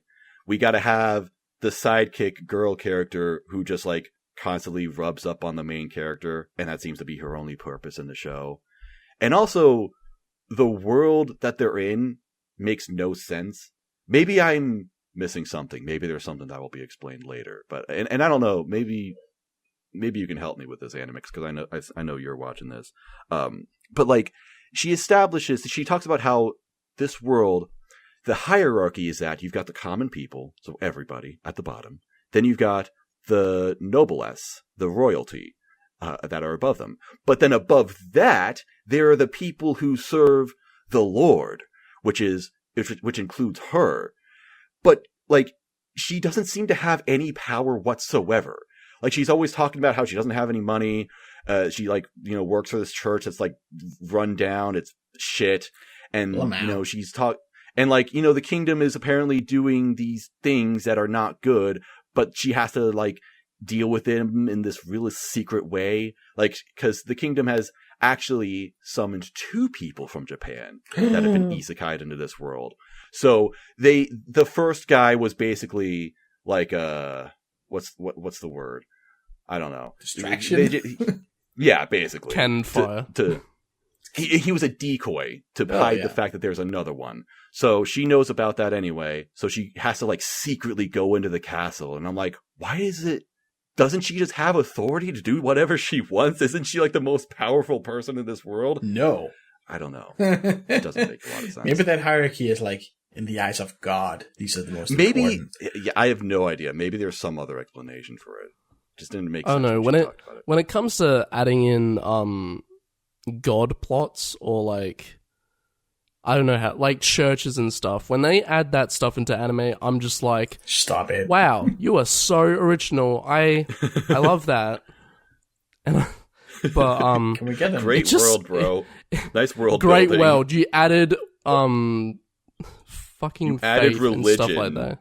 You added religion. Well done. You have invented religion. It's I don't know. I just personally, it's the one thing I hated the most about Shield Hero, and I hated that they still do it. Yeah, we can but yeah, I agree. I agree with you with that. It's pretty weird. Yeah. So it seems going forward, what this anime will become. I've only seen the first episode, and the first episode ends with the main character meeting the other isekai person. And apparently the plot is that this girl is immortal. That is her power. That is her isekai power. So she can't be assassinated. That's trouble. But I guess they're gonna go on an adventure to figure out how to not make her immortal or something like that. Not entirely sure. So I guess I'm interested in seeing where this goes. It has hooked me a little bit in the beginning. It's just kind of got some nonsense that weighs it down. But yeah, where does the titular Virgin Road figure into this? Why is it called that? I don't know. Panic, that's a great question. For another time. For another season. another time. For the fifth season when it finally picks up. Yeah, because it's a light novel, so it's never going to fucking end. Right. It's going to have 30 volumes. Then it's going to get a spin-off. Yes. About, I don't know, it's going to have an alternate route to it. Something like that. But I don't know. This anime, it's interesting. So I would recommend, even for someone who's like sick of isekai and doesn't give a shit about the genre anymore, you know, this one is interesting. She kills isekai people. One of the good You know, ones. the show should have been, I think the show would have been a lot better if it was just an episodic series where like every week she just has to kill a new isekai guy. That would be fun. Yeah. Yeah, that it's like sounds Monster like of the fun. Week stuff, but with like regular-ass Japanese people. Yeah. What was that isekai series that got canceled a while ago because it just like stole the main characters from all the popular ones? Oh, I know what you're talking about. Yeah. I forgot what it's don't. called, but it was a parody of like every other isekai ever. Like the main character's name was Honda to parody Subaru from Re:Zero. Right. Yeah, I don't know what the name of it is. I'll like have a picture of it on screen or whatever. But yes, I remember seeing just like It's Toyota. what, Here you go. just like reading one scene from that where it introduces a ton of characters who are all just like very tongue-in-cheek Oh, yeah, parodies that poking does- fun it at other does ring a isekai bell now, characters. yes. And I was like, yeah. yes, this is good stuff. Cheat Slayer is what it was called. Heat Slayer. Cheat Slayer posting an Slayer. image Cheat Slayer. in chat That was right now. so fucking funny. Yeah. Yes, this is it. This is the one. There's slime. For some reason, the girl from Restaurant from Another World, who isn't a hero or overpowered in any way, she's just like an innocent girl who works as a waiter. and also waitress, the guy from Mahotsukai no Yome. who is also just like Ainz Yeah. from Overlord. Yeah, the parody was so spot on that it got sued for copyright, so it is no longer in existence. But yeah, That's amazing. that's it was literally too good for this. Honda Yuya. That's so right. fucking funny. Now let's talk about the GOAT Isekai, the best anime ever. Book. It's Book. It's Book. Okay. Book so is back. Book is back. I don't know what this is. I just saw that you wrote book in all caps on the list. Don't you know Sentence of a Sentence of a Bookworm. Bookworm? Oh, okay. I don't know anything about it, but I do know that name. I'm not on this new season. I've only watched the first 2 seasons. I've seen the first episode of this season. And it's more Book. She continues to be a prodigy. Like, the second season ends with her inventing, like, mass-produced, a way to mass-produce, like, picture books. And she makes, like, an illustrated version of the Bible or whatever. And that sells a lot. So I called immediately in the first episode that she's going to invent the printing press. And she does. Sasuga stealing everybody's inventions because you're in a world where they haven't been invented. And yeah. It's Plagiarism, but you can't prove it. yeah. It's like, oh, I just out of nowhere, I have this great idea of making all these little letter presses and putting them in order. And yeah, she's slowly but surely reinventing books. And it's whatever. It's fine. I do enjoy it for the way it like really like nerds out about book facts. Like how you bind a book, how you mass produce a book. Goes crazy into the craft of it. But then it also just kind of doesn't look so good, and I really don't enjoy most of the characters. Sad. Sad. You hate to see it. I do find the series a little bit boring sometimes. Yeah, and I find Mind's voice actor to be kind of grating. I don't like her voice at all, and she talks a lot. Yeah. Uh, Yeah. If they'd gotten, I don't know, Aoi Yuki I mean, I just want her to be Instant in 10 out of You can 10. listen to Aoyuki all day. Yeah, if they've gotten, I feel like it would be like 10 times better if they'd gotten a better main voice actress. I don't know if she's been in anything else. The book one. I don't recognize her voice from anything. Yeah, she voiced Tsukihi from Monogatari. Oh, sucks. Oh. Sucks to So anyway. that tracks. Sucks to suck. The one and only Monogatari character that I actively dislike. Yuka Iguchi. What else? Yep. Like, I recognize none of these roles. I just appreciate Book's existence because I just of course the reason why we say Book very loudly is because it's from Jack and Core. and Core meme. Yeah. Now spilling the milk. They memed on Bookworm a lot. That's my only exposure to this series. I just watched the series they did, although it's probably gone now because What was the show they dunked on so hard that it got deleted? I don't know. Was it? It have wasn't no idea what show Smartphone. they They did Smartphone, and that was a great series too. Maybe it was Tokyo Revengers, something like that. I don't. I don't remember at this point. but- Black Clover. I don't know. Something with a crazy fan base. Yeah, they got canceled by Black. Yeah, they were like doing their like Understandable. episode by episode watch-alongs, and they just got like mass reported and deleted. But now they're Maybe it was back and book better fans. than ever. Maybe we just got avid Book fans who don't like the fact that they didn't like this show. That was a All great. right, that's series. enough about Enough about Book. It's more Book. Enough about if you Book. If you saw season 1 and 2, this is just more of it. Yeah. All right. Now, Panic. I think I already asked you this, but why are you not watching the Skeleton Knight show? I forgot. Like, skeletons This is- are my shit. I love You skeletons. are the skeleton man. I love skeletons. You love the bone man. The You love getting boned. repost if you're a real boner. Honestly, I forgot because I saw it in your you do that preseason like preview of everything, Yes. and you looked at it, and I saw the picture of him, and I hate his design.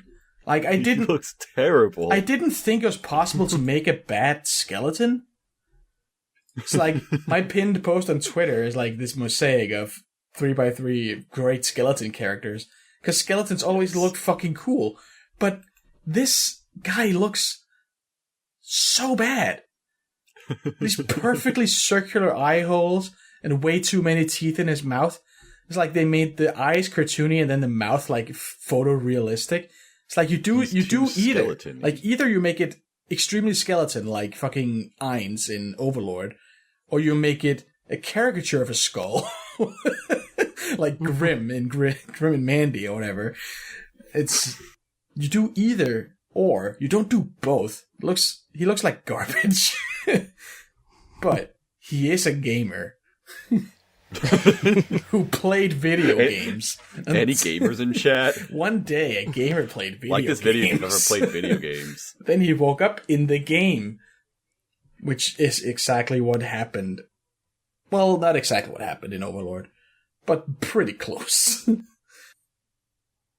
Yeah, it's very Overlord. It feels like very this anime. derivative, like complete with the silver-haired vampire girl in the front, and he's in a big suit of armor. And oh my god, stop it! Animal companion. The vampire girl elf thing looks pretty cute, though. I mean, some of the other characters don't look bad at all, but for some reason, the skeleton just looks like shit. I looked up this the artist for this light novel, and they do some really sick shit. It's just they fucked up with the main character of this I series. don't understand how you fuck up a skeleton. They did it. They did the impossible. But you are watching this Animix, right? Yep. How do you is feel it? about it?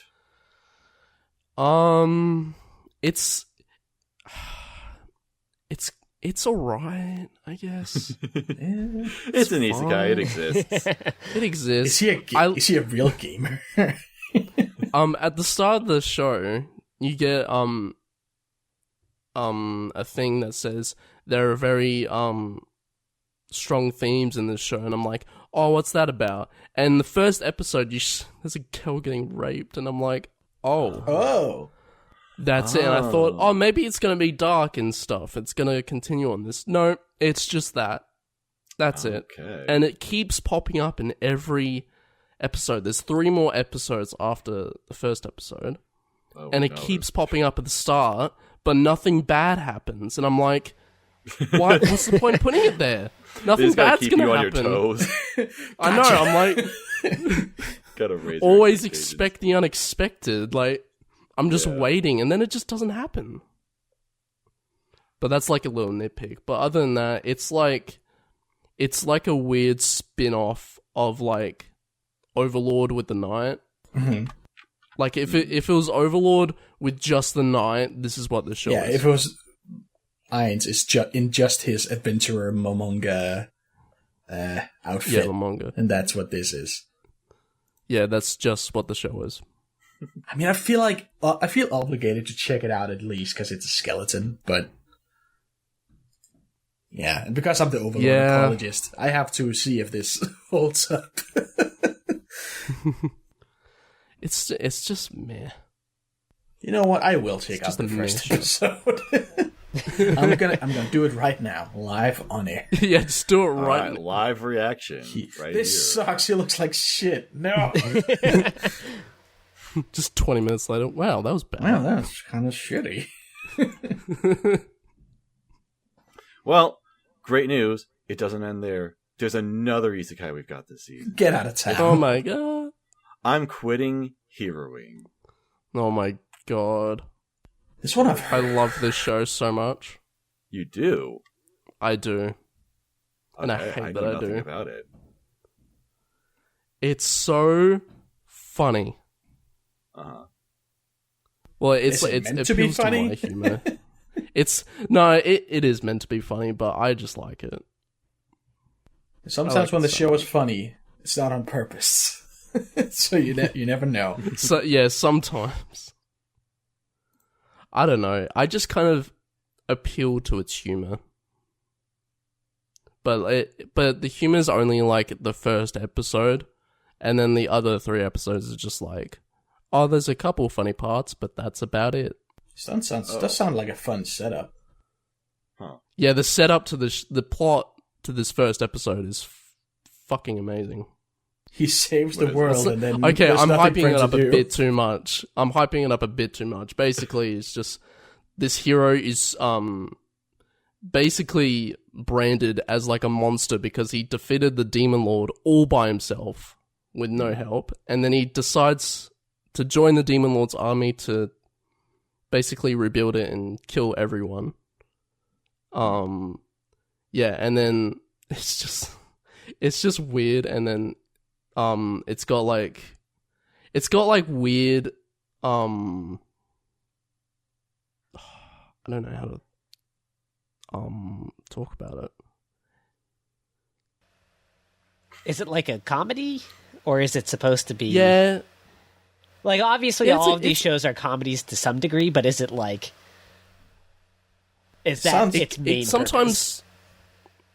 It is a comedy. Like It's got comedy tag in it, and then like the first episode is really funny, and then the next episode is just alright, and then the next episode's alright, and then the next one's alright, and then it hits the same beat, and it does.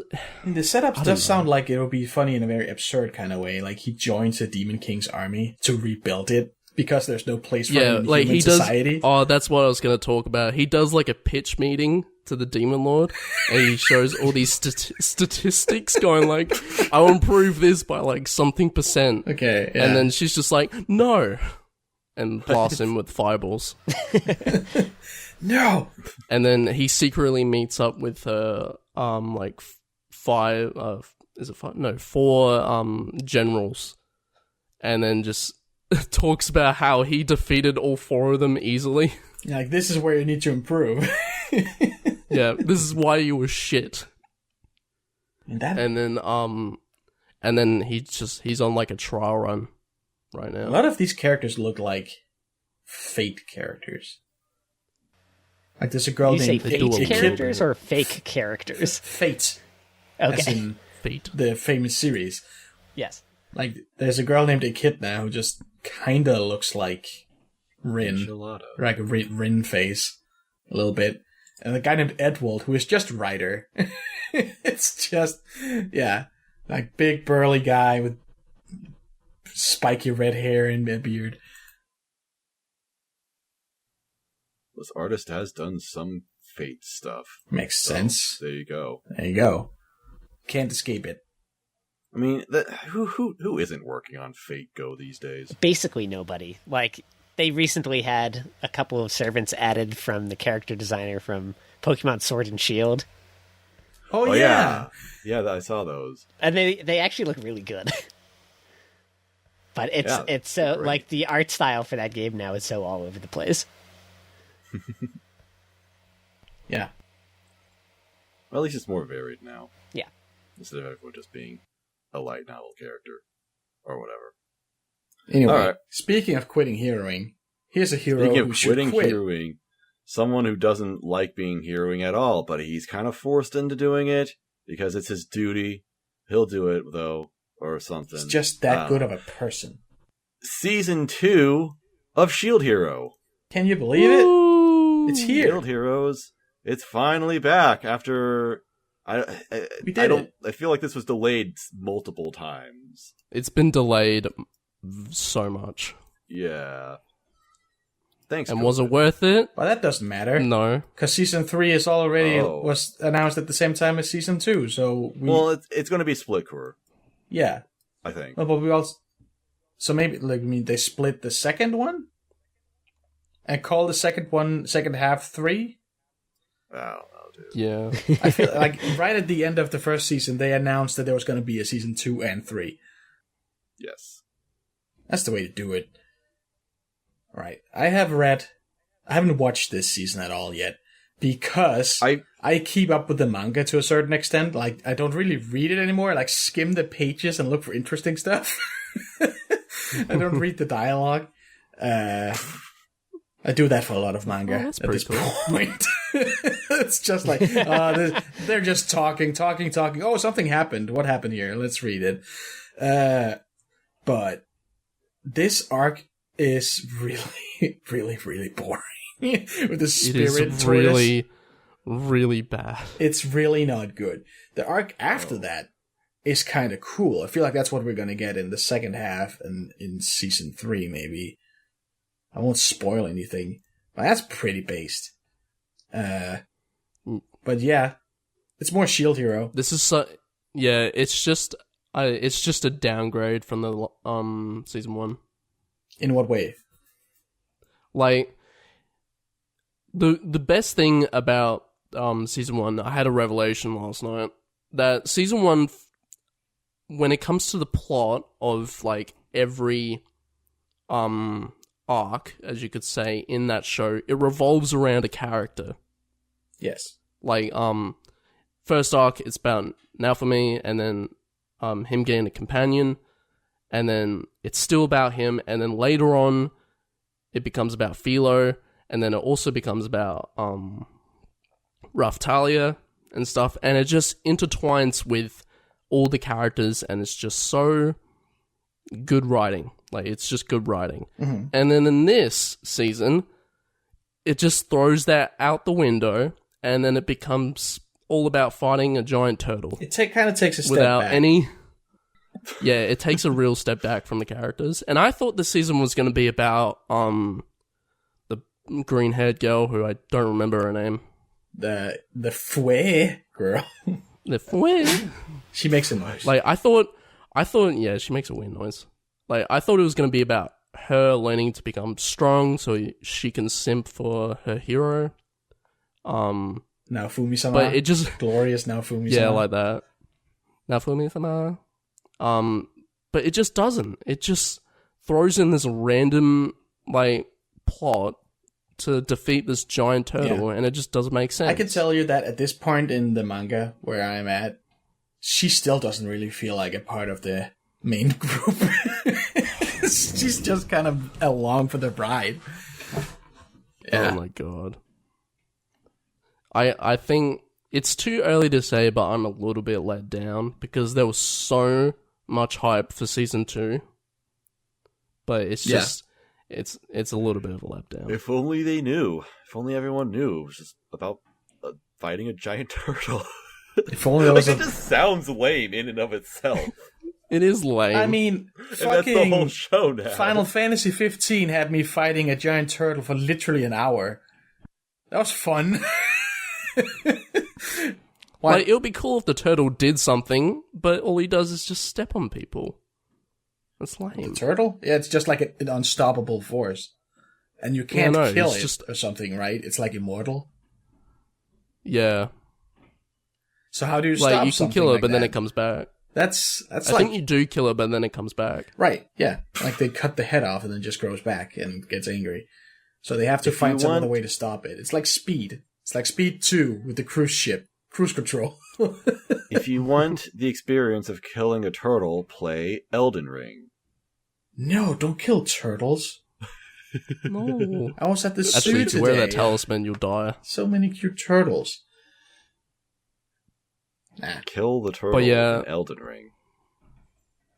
No, don't do that. But yeah. But yeah, I think if you really like the first season of Shield Hero, it's going to be a little bit of a letdown, but I'm still going to watch it because it's just a habit at this point.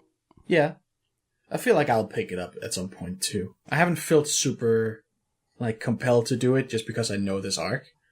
But yeah, I know what comes after, and that's honestly kind of cool. And of course, everybody's losing their shit again because, you should try being his slave. Oh, I'm gonna be his slave. Slave. He can't stop tossing the word around. It's so weird. It's strange. I feel like there is a detachment in Japanese writing from the concept of slavery, because it's bandied around in so many franchises. It's just like masters and servants, and just like real casual uses of slavery in different manga and anime. I feel like it's just not as dire to them as a culture as it would be here. Yeah, like here, it's like very jarring. If you did that in any other culture, you'll be just looked upon forever. Yeah, like by going like, can't even imagine a Western series or something. Just like casually, that's kind of fucked up. You be my slave. Oh, okay. No, it's so taboo. But they just do it, and it's very jarring. Just go along with it. Yeah, I feel like it's a culture difference in a lot of ways. But anyway, that's all I have to say about Shield Hero. Anyway, so sad to see that Shield Hero sucks. Okay. I have no attachment to it personally, but that's I might watch this eventually. Like, I watched the first season, didn't like it that much, but that's not a big deal. This is the story was the thing about it that I liked the most. So it's sad to hear that there is no story. It's a lot of people. It's just a downgrade. It's a lot of people acting really irrationally, but I mean, that's a common criticism I hear, that everybody's so stupid, and they are. But it's because of like fake news, whatever, brainwashing of hating the Shield Hero for some past transgressions of other Shield heroes. Political brainwashing. It's political maneuvering and brainwashing and false information. Yeah. All right. Well, let's talk about something that might be more exciting. It's Data Live Season 4. Woo! The 4th installment of this series that I know nothing about, but it has one of my favorite characters ever. I was going to say, I know absolutely nothing about Data Live. Like, I couldn't name a character. I couldn't tell you what the genre is. And at this point, I'm afraid to ask. I think it's an idol show, right? Nope. No. Is it not? Nope. No. Okay, I have no idea what it is then. It is. You're thinking of Love Live. Probably. I was thinking It is- Love Live for a second. Thought I knew what it was, and then I was like, no, that's School Live. But I mean, you're not wrong. But this show is just something else. It's like everything trashy and bad put into one show. But it's No And way. it's, I don't believe and you it's because- amazing like that. I say I disagree. Hang on. This joke will make sense in a couple of seconds. All right. Can I get a good picture, please? All right, whatever. Nice argument. Unfortunately, image. There we go. This is my Yeah, favorite. that's- I was gonna, The you show- know what? I was the gonna show look is- through the images and find the girl with heterochromia and say, "Is this the one?" The show was. is a 1 out of 10. She's the one. You know, that seems fair. So I did my seasonal preview where I look at all the shows before they come out, and I got to Data Live, and I'm like, wow, I know literally nothing about this, and then I just read this character's bio, and it says like her hobbies are killing people and eating sweets, and she has a dislike of humans, but she loves cats, and I'm like, this is me as a character. This is wonderful. Why have I not she seen just this like anime? me for real. Do you also have a clock in your eye? Yes, that's how. That explains so much. Consistency, and then- 80. Some people got me. Some people responded to it like, "Yeah, this character's the one good part about this whole series, and that's why we watch it." And it's like, okay, What? interesting. What is this show? I have no idea. I know exactly None of us what know this show anything is. about it. It No, looks to me, I if know were- exactly. If I were no, to guess, I've watched this all. looks kind of like High School DxD. It looks like a high school battle harem. Well, shut the fuck up, and maybe Animix will answer your question. I wanted to Yeah, guess shut before up. he told me.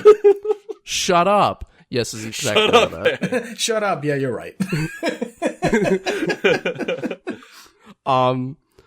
No, it's like it's just it's just such a phenomenon in like the anime community, and I don't understand it sometimes, but I'll try my best. So basically, this guy is trying to save these spirits that just create catastrophes, Right. and I'm just like, okay, that's kind of cool. And then That the does- first girl is like, she's alright, she's just a bit, yeah. And then we get another one, then we get another one, and another one, and then guess what? We get another one, and another one. Oh, so it's a harem. Yeah, but I have like it just keeps going, and we get more and more girls, and harem becomes a very small word to describe how many girls there are in the show. Oh, There's just so many. it's the gacha effect, but this show predates most gacha games, I imagine. It's a But we just title. have Yeah. to have 50 girls in this It's show. a title I've been hearing in all my time, like watching anime Data Live. It pops Right. up everywhere. The Data Live community is so massive, and it's like the Dragon Ball fan base. They're so headstrong about this show. But I feel like this is the first But time can I've they ever beat Cheeto, talked to though? somebody who actually said, Yeah, who's actually watched the show. Yeah.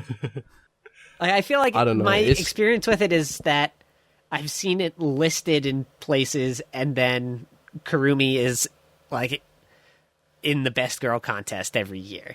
But I don't think I've ever actually exchanged words before with somebody who has seen Data Live. Kurumi just look cute. Wait, holy What? What's going on? What? There's a witch in this show.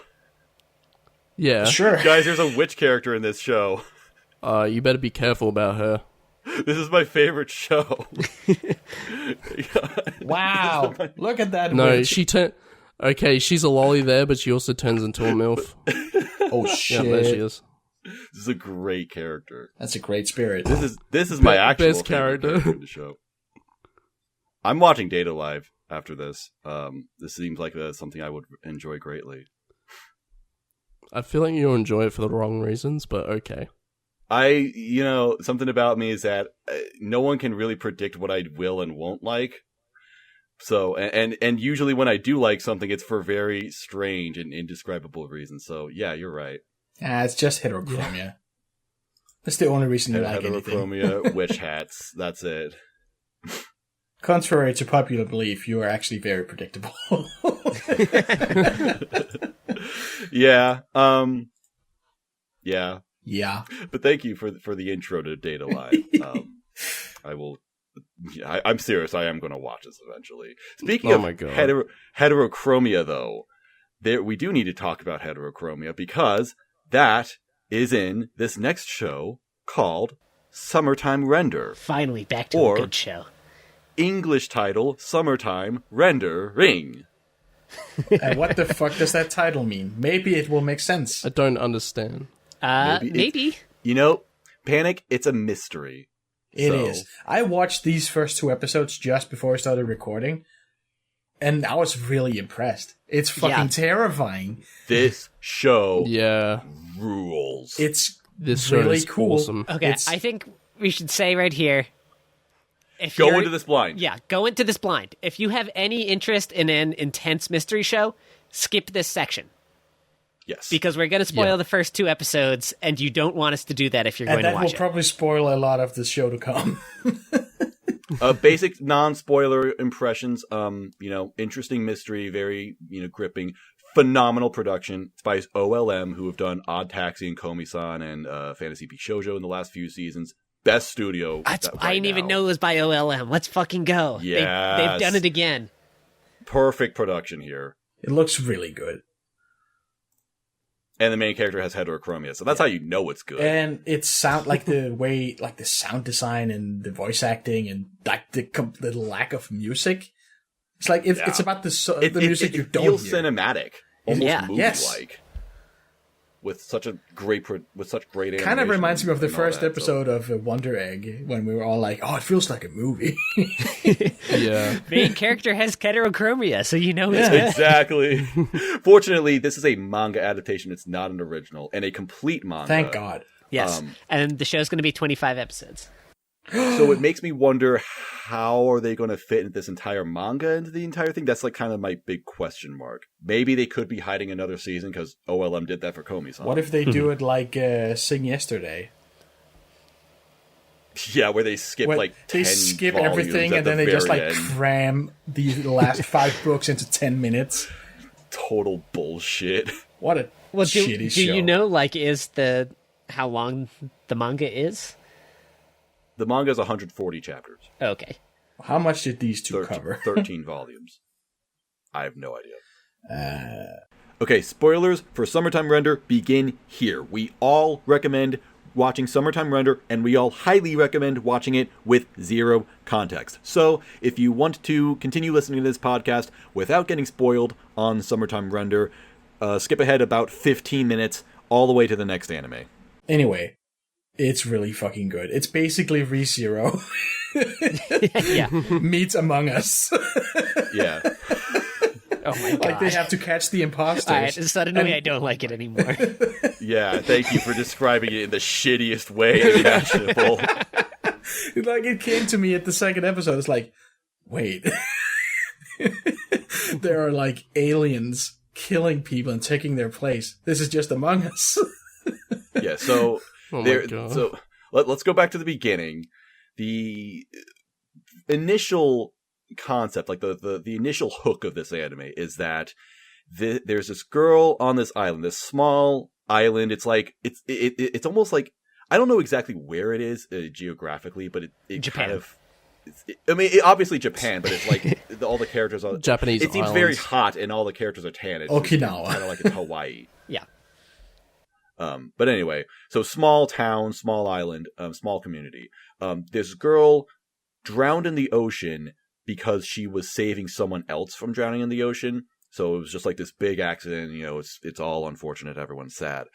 But there's this kind of rumor about the fact that upon autopsy, basically, she had marks on her neck. So there's like a rumor that this could have been actually a murder. So now it's like, okay, well, what's going on with that?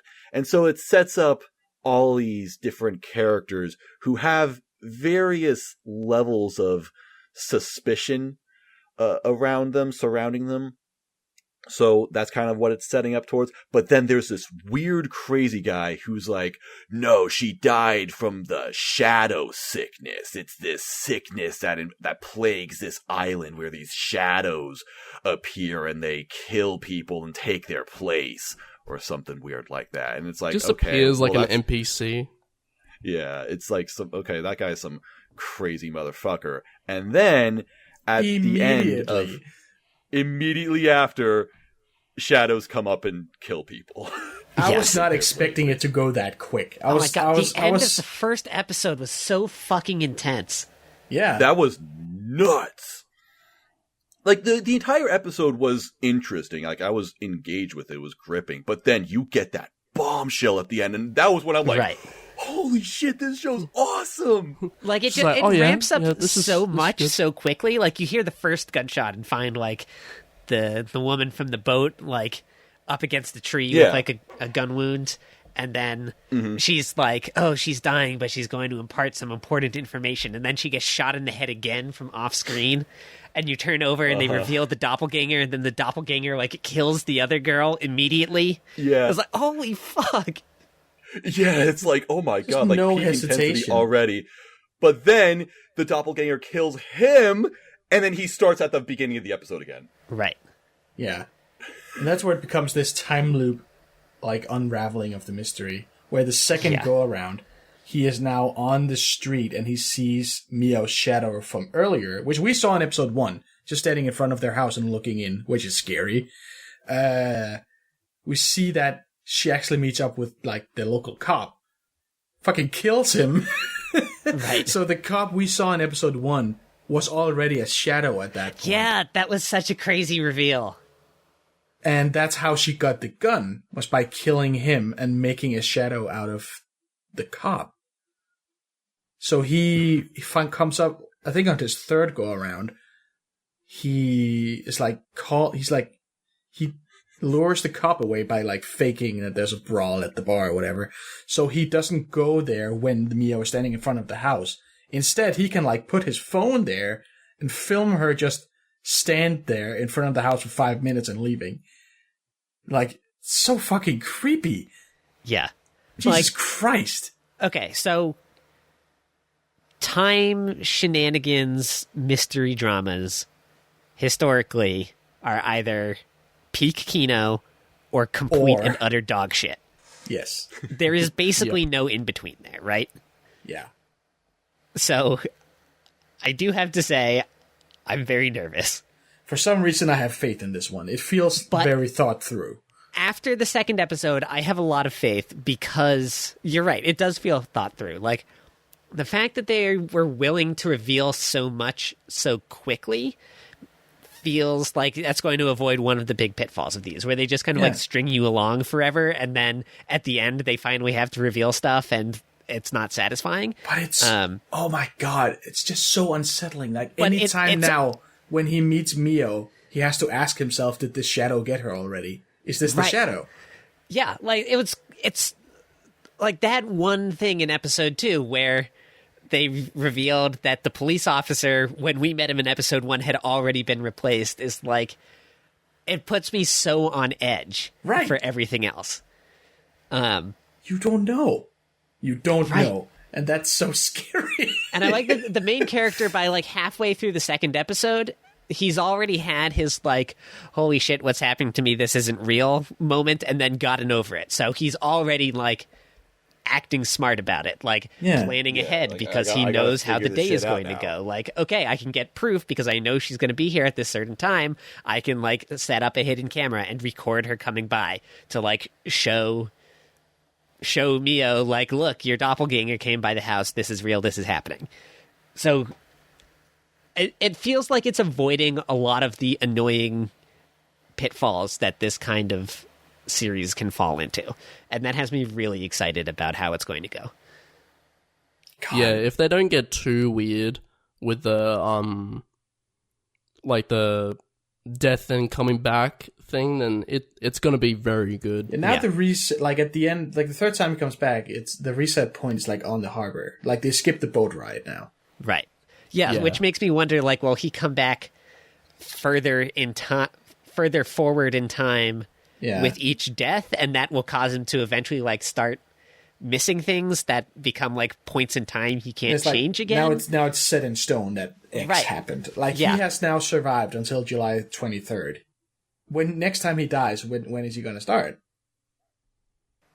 Right. Yeah. And like I really like what they chose to reveal in the second episode, because they like very explicitly confirmed that like the premise of it is correct. Like there are the doppelgangers that are replacing people and trying to like kill their original versions. Even more, I just remembered. It's like at the funeral, like there's a flash, and everyone's Yes. like, "Who's taking pictures?" And it's revealed that the flash is when the shadow is created. Right. So that's So- what I was going to say. So they set that up, but then there's still so many other mysteries they've already established that we Yeah. have no hints on. Like who was replaced at that moment? Because That is- we saw Yeah. the second time we saw the funeral scene, we saw it come from like the little girl who was the one that Ushio saved when she died, Who is presumably already? who is presumably already a shadow. That's why the house was completely empty the next day, because like Yeah, when but they make who was copies, she they delete shadowifying them. in that scene? Yeah. And then there's like, you know, like who cut Mia's brakes on her bike? You know, Presumably we have the other Mio. maybe that feels like. I feel like though with that, it's so wishy-washy of an attempt to kill her when the other Mio was like, "I'm going to walk up to her house with a knife and look for Well, a one chance of to stab the- her to death." Like she said, I think they she failed, says that she tried to kill her. But part of her Yeah, plan, she failed at killing her. she says something like it'll be easier like to get her hospitalized and then kill her. So maybe cutting the okay, brakes maybe. was just to make her get hurt, so she would go to Yeah. the hospital. Yeah, that could be. But then the other thing with the heterochromia is I noticed that in like the photos of Shinpei from like back before he left the island, he does not have heterochromia. What? Really?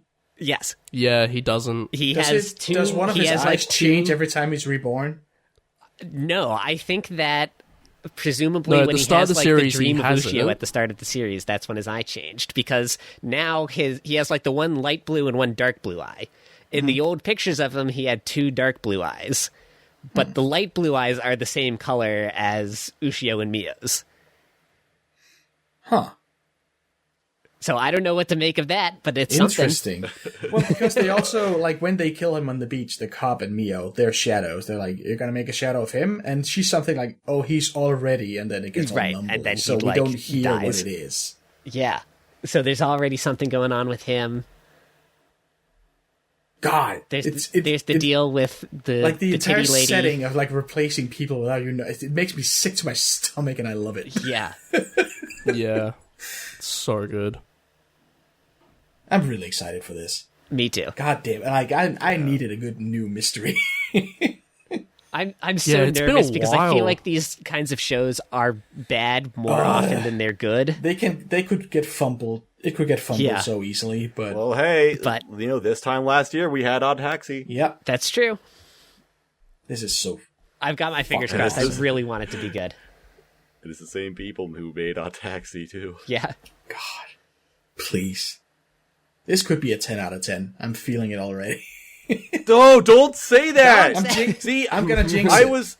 Fuck you. I'm That's jinxing how I it. felt about Wonder Egg Priority, and I had the balls to not say. 'cause No, I I didn't did. wanna I don't think jinx I ever said anything. it was gonna be a 10 out of 10. I did, though. I said that about Wonder Egg Priority. I thought that about Wonder Egg Priority. I didn't So say did it I, out and loud, then though. it just burned and crashed. And then it wasn't, because we can't have shit these days. Watch our episode titled Wonder Egg Priority is the most disappointing anime of all time for more information. It's pretty Go spectacular. back to our first impressions of Winter 2021, where we had such innocence, but eyes Such- full of hope. like- Such hope. Yeah. Such hope. but like, Little did we know. I mean, it's only 2 episodes, but it's like the way, like they slowly reveal more and more about the mechanics of creating a shadow. Yeah. like- The and scene then of the that shadow makes you- being made, too, was really weird. Yeah, because he gets made, and then he touches the body, and it disappears. Right. But that didn't happen with Ushio. They had Ushio's Yeah, that's corpse. true. Ushio's corpse was still there. Maybe that corpse is the shadow. Yeah. We don't know. We will never know. Well, maybe we will. Or maybe the doppelganger did the flash of her but didn't kill her. So she's trying to. The doppelganger's trying to kill her. Well, I guess you can make a shadow without killing them, because that's how there's two Mios. Yeah, Right. You don't have to kill them first. Yeah, because the the doppelganger police officer is trying to actually the replace only them. guy we've seen a shadow of where the shadow came after his death. The other three characters who we know there were shadows of were seen before. Yeah, because the part of person the died. myth of the shadows is that there's a doppelganger and it kills you and replaces you. Right. The policeman wasn't killed by his own shadow; he was just killed by Mios. Yeah. So inconsistent. 0 out of 10. Okay, Panic, though, I really like the Show's theory amazing. that the body of Ushio there was the Shadow's corpse. Could be. I Or like maybe that theory. Maybe it's still roaming around. I mean, I guess until they confirm either way, that's what I'm thinking. Yeah.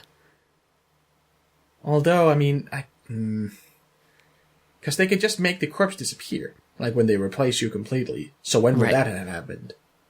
And then who was maybe the girl was strangling Ushio because he knew there was a shadow? I don't know. Maybe. I guess we'll see.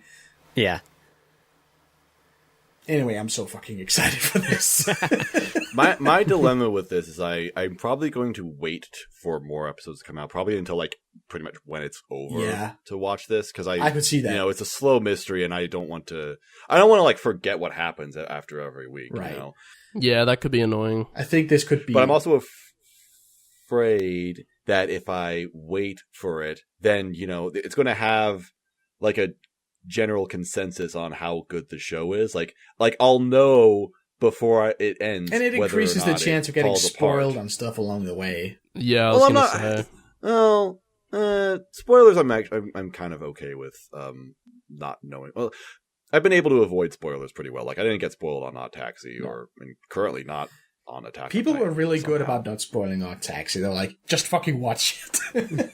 Yeah, but it's like, you know, my dilemma is that, you know, when this show is over, there's going to be a consensus as to like, oh, did it live up to the hype? You know, and I don't want to like have that. Like I don't want to know how people feel about it. Basically, when I actually, I'm watch it. gonna. That's how I went into this first episode and why it was so great for me, because it's like, all right, I have no idea what I'm Yeah, doing. I went in blind, like only knowing Likewise. the like very first line of the synopsis about it being maybe a murder mystery. I was like, I don't know anything about this, and it was so good. Yeah. yeah. I'm I gonna be had read watching the it. synopsis at some point to put it on my plan to watch, but by the time I actually watched it, I had completely forgotten. So Right. I was 100% blind. I'm gonna be keeping up with it weekly. I like having that, like that looming, like having that tension every week. I have something like the cliffhangers and stuff. It's gonna feel more like cliffhangers if I can't just immediately put on the next episode. Right. Yeah. Yeah, but that is definitely one we recommend. One to watch. Great series. All right, and now the final show is another one that we definitely recommend because it's arguably the best show of the season. Let's show You know who it is. It's your boy. It's your boy, Konmei. This show is wonderful. It's such a delight. Or Paripi Konmei. Paripikome. I love the way they say that in Right. the eye catch. Paripikome. The voice acting is so good. Like, I love her. I love Eiko. Like, everybody's fucking losing their mind over Yor. Eiko is my seasonal Okay. wife. Oh my god, you know, I just realized something. I realized, okay, so I was watching this today, and I'm like, wow, this girl has like the most adorable voice. Like, I love whoever it is. I don't know who the actress is, but like, you know, I love that. I realize now it's the actress who did Elena. Oh, Thank you. Yes, it is. Yes, you it go. is. I was going to tell who you is that. that adorable voice actor? Right, it's me. That's right, it's her. That's right. It's Kaede her. Hondo, thank you so much. Thank you for your service. This is one of my favorite characters of the season, by the way. Like, she's so adorable and great. Well, actually, let's talk about like what this show is, because I had no freaking clue what I is was it? getting into. It's I saw, I previewed it, and I'm like, okay, this looks kind of fun, I guess. And then I see just everyone on social media just being like, this is the best show ever. I'm like, okay, what is it? So, this guy, Komei, he's one of the leaders of this old Chinese army or whatever, Three Kingdoms shit. I don't know my history. He whatever. may be better History known stuff. to some of our audience as Zhuge Liang, aka Waver Velvet in FGO. Okay, there we go. I did not know that's who it was. Is that, so yeah, this is that guy- who Waver is? Yeah. What the fuck? That makes a lot of sense suddenly. So this guy, he died back in China and in the war in like 200 AD. So now he gets reincarnated 1800 years later into modern day Shibuya, and his first immediate impression is that I am in hell because there's people partying and being loud and fucking weird all around because it's me. Halloween. Everybody's dressed up as demons. I think he just did. Well, I mean, he doesn't know what the fuck Halloween No, is. but that's why he Well, thinks it's I don't- hell. Yeah, but then he also has, like, someone, like, gives him some tequila, and he drinks it, and he's like, my throat, this is truly the torment of hell. Oh no! And that's how I felt every time I've ever drank tequila, so it's relatable. But like what it because that sounds all wacky and shit. What it actually is like Yes. this. It's a music anime about a young girl who wants to be a successful EDM singer. Yeah. Yes, so he gets suckered into getting in, like some people understand, like, it's Halloween, so everyone's in costume, and so these people are like, oh my god, this guy's dressed up as Komei, that's such a great cosplay, bro, and they take him to this bar that's playing, that's like having a rave at the moment, and this girl is singing, no one gives a shit, but he, not knowing anything about music is like, such beautiful music, what a wonderful voice, and then these two end up crossing paths. So this guy like goes to her apartment and literally has no idea what anything is. So this girl has to spend this poor girl has to spend all day educating him on everything because he was reincarnated 1800 years in the future. And what, pray tell, is the blockchain? Yeah, he has to explain the blockchain. Enough! I don't know! I want them to do an episode where they like exploit NFTs some weird way. No. They rip Oh off my a bunch God. of NFT bros. They make Conming NFTs. It would be great. But this guy, he ends up working at this bar because it turns out the owner is a huge Three Kingdoms nerd. He's just like this huge history buff, and he's just in love with this guy.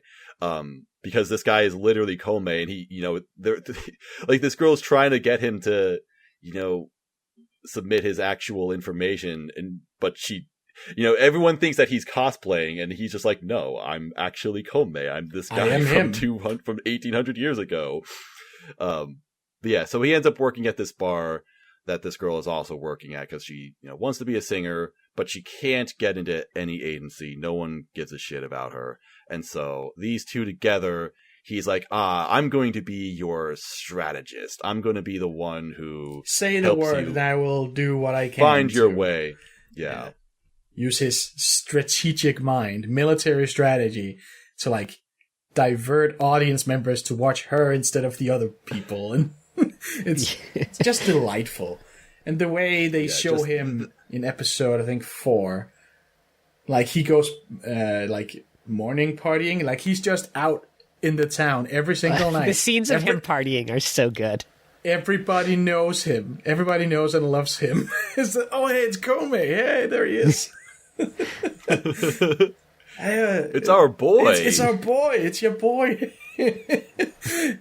Yeah, I mean, he's just so delightful. And so is she. Eiko is great. I love her a lot. She's got, like, her style. It's rare that anime characters have this much, like, drip. Well, it's Shibuya streetwear. Yeah. So think of the best thing of all time, peak fiction. The world ends with you. No, because they look bad. That's what's. No, they don't. Shut the fuck up. I'm sorry, but they do. She looks great. You know what? This character design would be improved if she had headphones to really signify that she is into music. Yeah, just really give her some definitely. big old headphones. No, because she wears a cap that says cap, and that's great. Big, puffy jackets. Really be capping. Yeah, like she's a great design too. It's just, she's wonderful. I love her so much. Yeah. Yeah, whatever she was wearing at the very beginning of the first episode, fucking hot. Oh yeah. This is the hottest character. The devil outfit? Yes. Yeah. Yeah, she looks great in anything. She could be your devil or your angle.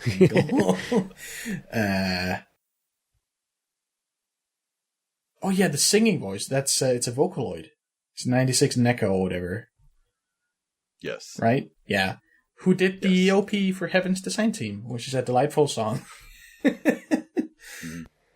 And this is the one, speaking of OPs, this is the one I was referring to when I said there are better OPs this season. Dun, dun, cheeky, cheeky. Cheeky bamba. Jesus also, Christ. we love any opening that has a fun little dance in it. Yes. And this has such a good, fun little dance. Instant classic. Yeah. It's just, I've listened to it so many times. I never skip it. It's an unskippable OP. It's just... I actually haven't seen this. Haven't you seen the OP? I haven't seen the OP. I've only seen the first episode. Oh, wow. Oh my god, you're in for a treat. You've got a lot to look forward to. I guess I do. Yeah, because it's already at episode 4. It's so fun. Like, the OP is just such a jam. It's a complete ripoff of this one, like, Eastern European Euro trash pop song. I don't remember the actual name of it. I think Nick's posted it at some point. It is literally just that song. And it's just great. What a great choice. It kind of also reminds me of... it's called Ecuador. It's like the same kind of melody. And then just a guy screaming, Ecuador! I think I know what you're talking about, actually. Weirdly enough. Yeah, that's the song I was thinking about while it was playing. But then they linked the other one, and it's the same. There's a point to be made about this show, Konmei, is that, you know, we talk about it, and this show is a lot of fun. But what actually makes it good is that it's got some real heart to it. Yes. It's got emotions and stuff. And it's got some fucking real shit in it. Like, they just kind of almost casually mention that this girl in the past has tried to kill herself.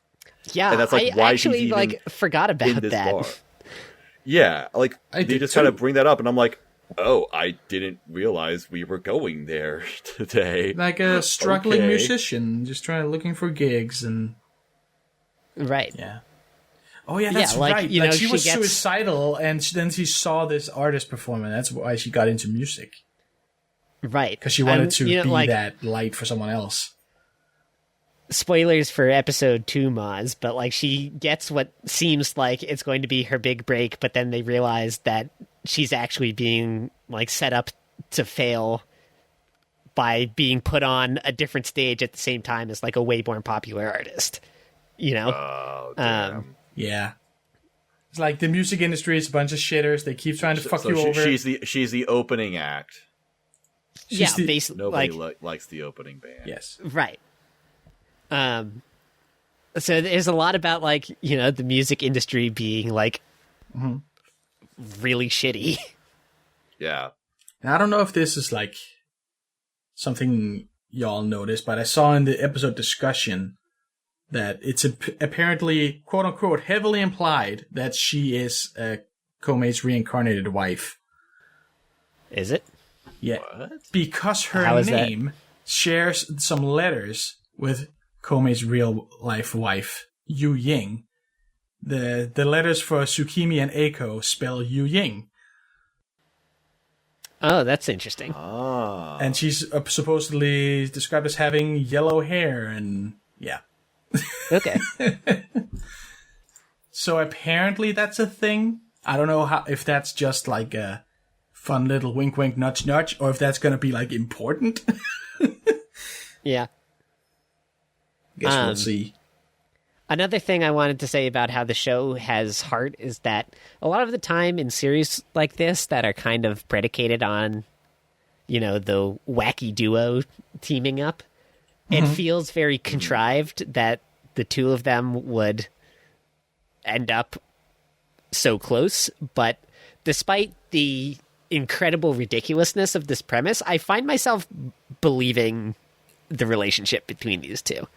Right. Yeah, I haven't even called it into question, personally. No. It's like, yeah, they just make a great couple. And they have separate lives outside of being together. Like in episode 4, she's like wondering, where the fuck does he go all day? Right. Like it tags along, and it's just revealed that he just like goes through the city, partying, meeting people, making connections, being a strategist. And we see what she does in her spare time, like work out, work at the bar, right, play music, stuff like that. I love the scene of him using like feng shui to divine that there's a concentration of chi underneath Roppongi tonight, and so that is the best place to go partying. Yeah. We should go to Roppongi because there's a high level of excitement. He's just great, and like, and the voice too is just perfect. Yeah, I was looking through his page, and it doesn't seem like he's really ever done any super high-profile voice work before, but he's killing it in this show. His delivery is so good. He kind of reminds me of the guy from Re:Zero, the clown man. Like that very, he's much better like, than that. That like aloof, weird, nobleman voice. Yeah. But he is better, yes.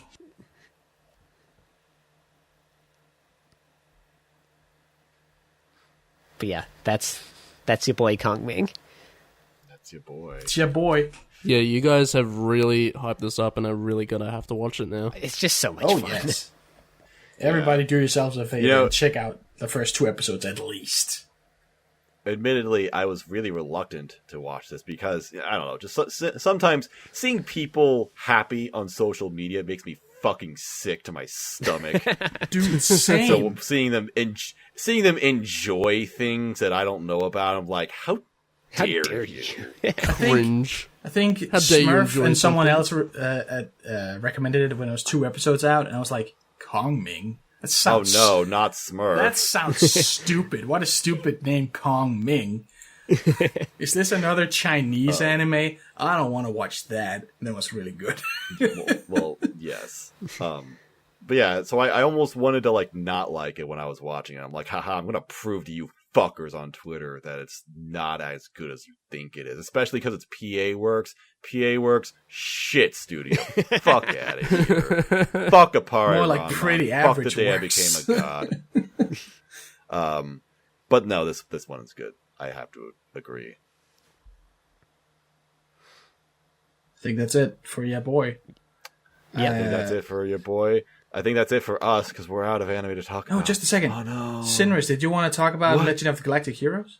Oh yeah, there are just two sequels happening this season that I wanted to shout out real quick. How did I miss this? I'm so sorry. No worries. Dumbass. The first of them is the Legend of the Galactic Heroes remake. Its new season is currently underway. I think episode 5 came out as of when we're recording this. They're doing some sort of really weird bonehead release thing with this show for some reason. So I wanted to give that a shout out to the people who are probably out there who watched the original and didn't know that this was still coming. We're now into like the second season of the original story, which I think has some of the best content. We've got my favorite sci-fi space battle of all time coming up, and I'm really excited to see what they'll be able to do with it now that the show like has animation. Do they So play that's very from exciting. New World? What's that? Do they play the song? No. No. They should, though. Trash.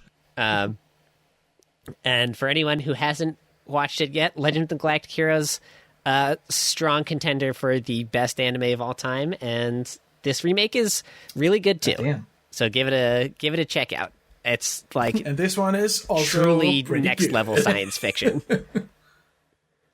Someday maybe. Yes. And then the other one is Tiger and Bunny. Tiger and Bunny is one of those series that for some reason has just never really caught on in the West, but is absolutely huge in Japan. Like for years and years, it topped polls of like people's most wanted season twos of an anime in Japan, but like nobody in the West ever watched it. This show is so good. It was way ahead of its time. If you don't know anything about Tiger and Bunny, it's kind of like, as far as I know, I think it's the progenitor of the like Japanese superhero tropes of like the super commercialized superheroes and the superhero rankings and that kind of thing. Oh. Oh, yeah, I remember hearing about like some stuff that came out in like 2015, 2016. I guess One Punch Man might be an example that people were talking about, like, oh yeah, Tiger and Bunny as a big comparison. Yeah, right. And it's like, I think there's a lot of stuff in like the concepts behind Hero Academia, which is owes a lot to Tiger and Bunny. Like Hero Academia feels a lot like Tiger and Bunny, but with Whoa. Are you saying there's something 15-year-old characters? My Hero Academia didn't invent? I know, right? Tiger and Bunny invented My Hero Academia. How the turntables. Yeah, the main character, Tiger, he's like this middle-aged single dad with like a little girl, which is always a vibe we love. And he's kind of like, he's past his prime, he's falling lower down on the list of hero rankings, and then like the studio, because the superheroes in this are all like so commercialized that they have like studio managers decide to like freshen up his image by pairing him up with like this young new hotshot hero, Bunny. And it's got kind of like a buddy cop dynamic between the two of them. Oh wait, I've seen this like flight attendant looking lady. What's her like? It's a great Pepsi show. It and gets an old really Digibro intense. video? What's that? There's like a thumbnail on a very old Digibro video holding like a Pepsi or something. And it's called... Yeah, and like their super suits, like their superhero costumes, have like advertisements for real world products on them. It's nice. It's like, awesome, actually. It like goes that hard. And then stuff gets super intense. Like it has my favorite, like edgy, dark anti-hero character I've ever seen, Lunatic, who's basically like, imagine if this is minor spoilers for the first season, but imagine if like take Stain from Hero Academia, but instead of him being like superhero society is corrupt and weak and All Might is the only good hero, imagine if he was All Might's son and decided that superhero society was so weak because All Might was secretly behind the scenes like an abusive alcoholic. And that's like that's the kind of vibe we're going with here. It's an excellent series, and I really want more people to check it out. I will we're getting check a it sequel out. after He's a great 11 pitch. years. Yeah, that's awesome. Very cool. The I didn't know unofficial, it was a good show. Yeah. unofficial My Hero Academia prequel. Yeah, there are 12 episodes of it up on Netflix right now, and the other 12 of the season will be released at some point in the future. It's one of those. Maybe sometime in the future, because Netflix is fucking dying. Yeah, sure. Netflix is going to be gone by the time season 3 comes out. But yeah, Tiger and Bunny, I love it. Please check it out. You don't have to support Netflix. I do want to say, I can't remember off the top of my head now. If I remember to in the future, maybe I'll tell you, Moz, and you can edit it in. there's a fan sub of Tiger and Bunny that has the best subtitles I've ever seen, like in terms of typesetting. Like there's one iconic moment that everyone who's watched this release will know, where like there's one character who has, like, every character in it, their subtitles have like a different color border I've heard around about them. this. And then when it reveals that like this one character has actually been another one in disguise the entire time, as they make this big reveal, like the subtitles change color over the course of the sentence. Like it's done really well. What? Yeah, there's like a ton of love put into it, and it elevates everything so well. So yeah, Tiger and Bunny, check it out. All right. Very cool. So now that is going to do it for this season. We've gotten through all the shows that we have. All the shows that we have watched. Like I said earlier, if there's stuff that we didn't mention that you are watching, dear listener or viewer, please let us know. Please tell us.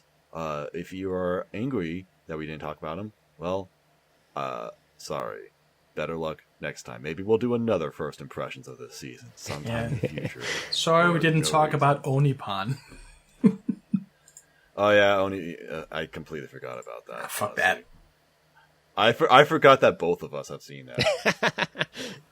We don't need to talk about it. It's not a big deal. We don't. No. It's whatever. All right, so I think that's going to do it. Full Animix, are you still here? Are you still alive? Yep, I'm alive. All right. Thank you very much for guesting on this episode. Where can the people find you, and what do you do? You can find me on YouTube, pretty easily. All right. And I just make anime content, and that's about it. Great. All right. Well, we'll link your stuff in the description. So go check out Full Animix on YouTube. Go check out their stuff. And Panic, Sinris, thank you very much for joining me on this another long first impressions episode. Long episode. I have to go to sleep. Thank you, as always, Mons, for doing the heavy lifting on these. Yes. Yeah. Thank you for Panic for staying up. It is currently like 3 a.m. Almost 4. Almost 4 Oh my a.m. God. So wonderful. Yeah, and I have to go to work in like an hour, so that's great.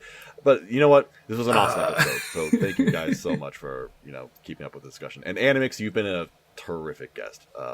We'd love to have you back on at some point if you'd ever be down and willing. I'll be down anytime you want me. Awesome. All right, good to hear that we haven't like bothered you, and you're like, oh So my if you God, these guys if you suck. secretly hate me, that's understandable. I feel the same way about myself. Yeah. So, thank you everyone for listening. Check out the Twitter, Tokyo Podfathers, or the Discord server. Links in the description for all that stuff. And we'll see you next time. Toot-tooroo, motherfucker. Waku waku, motherfucker. That's right. Tell him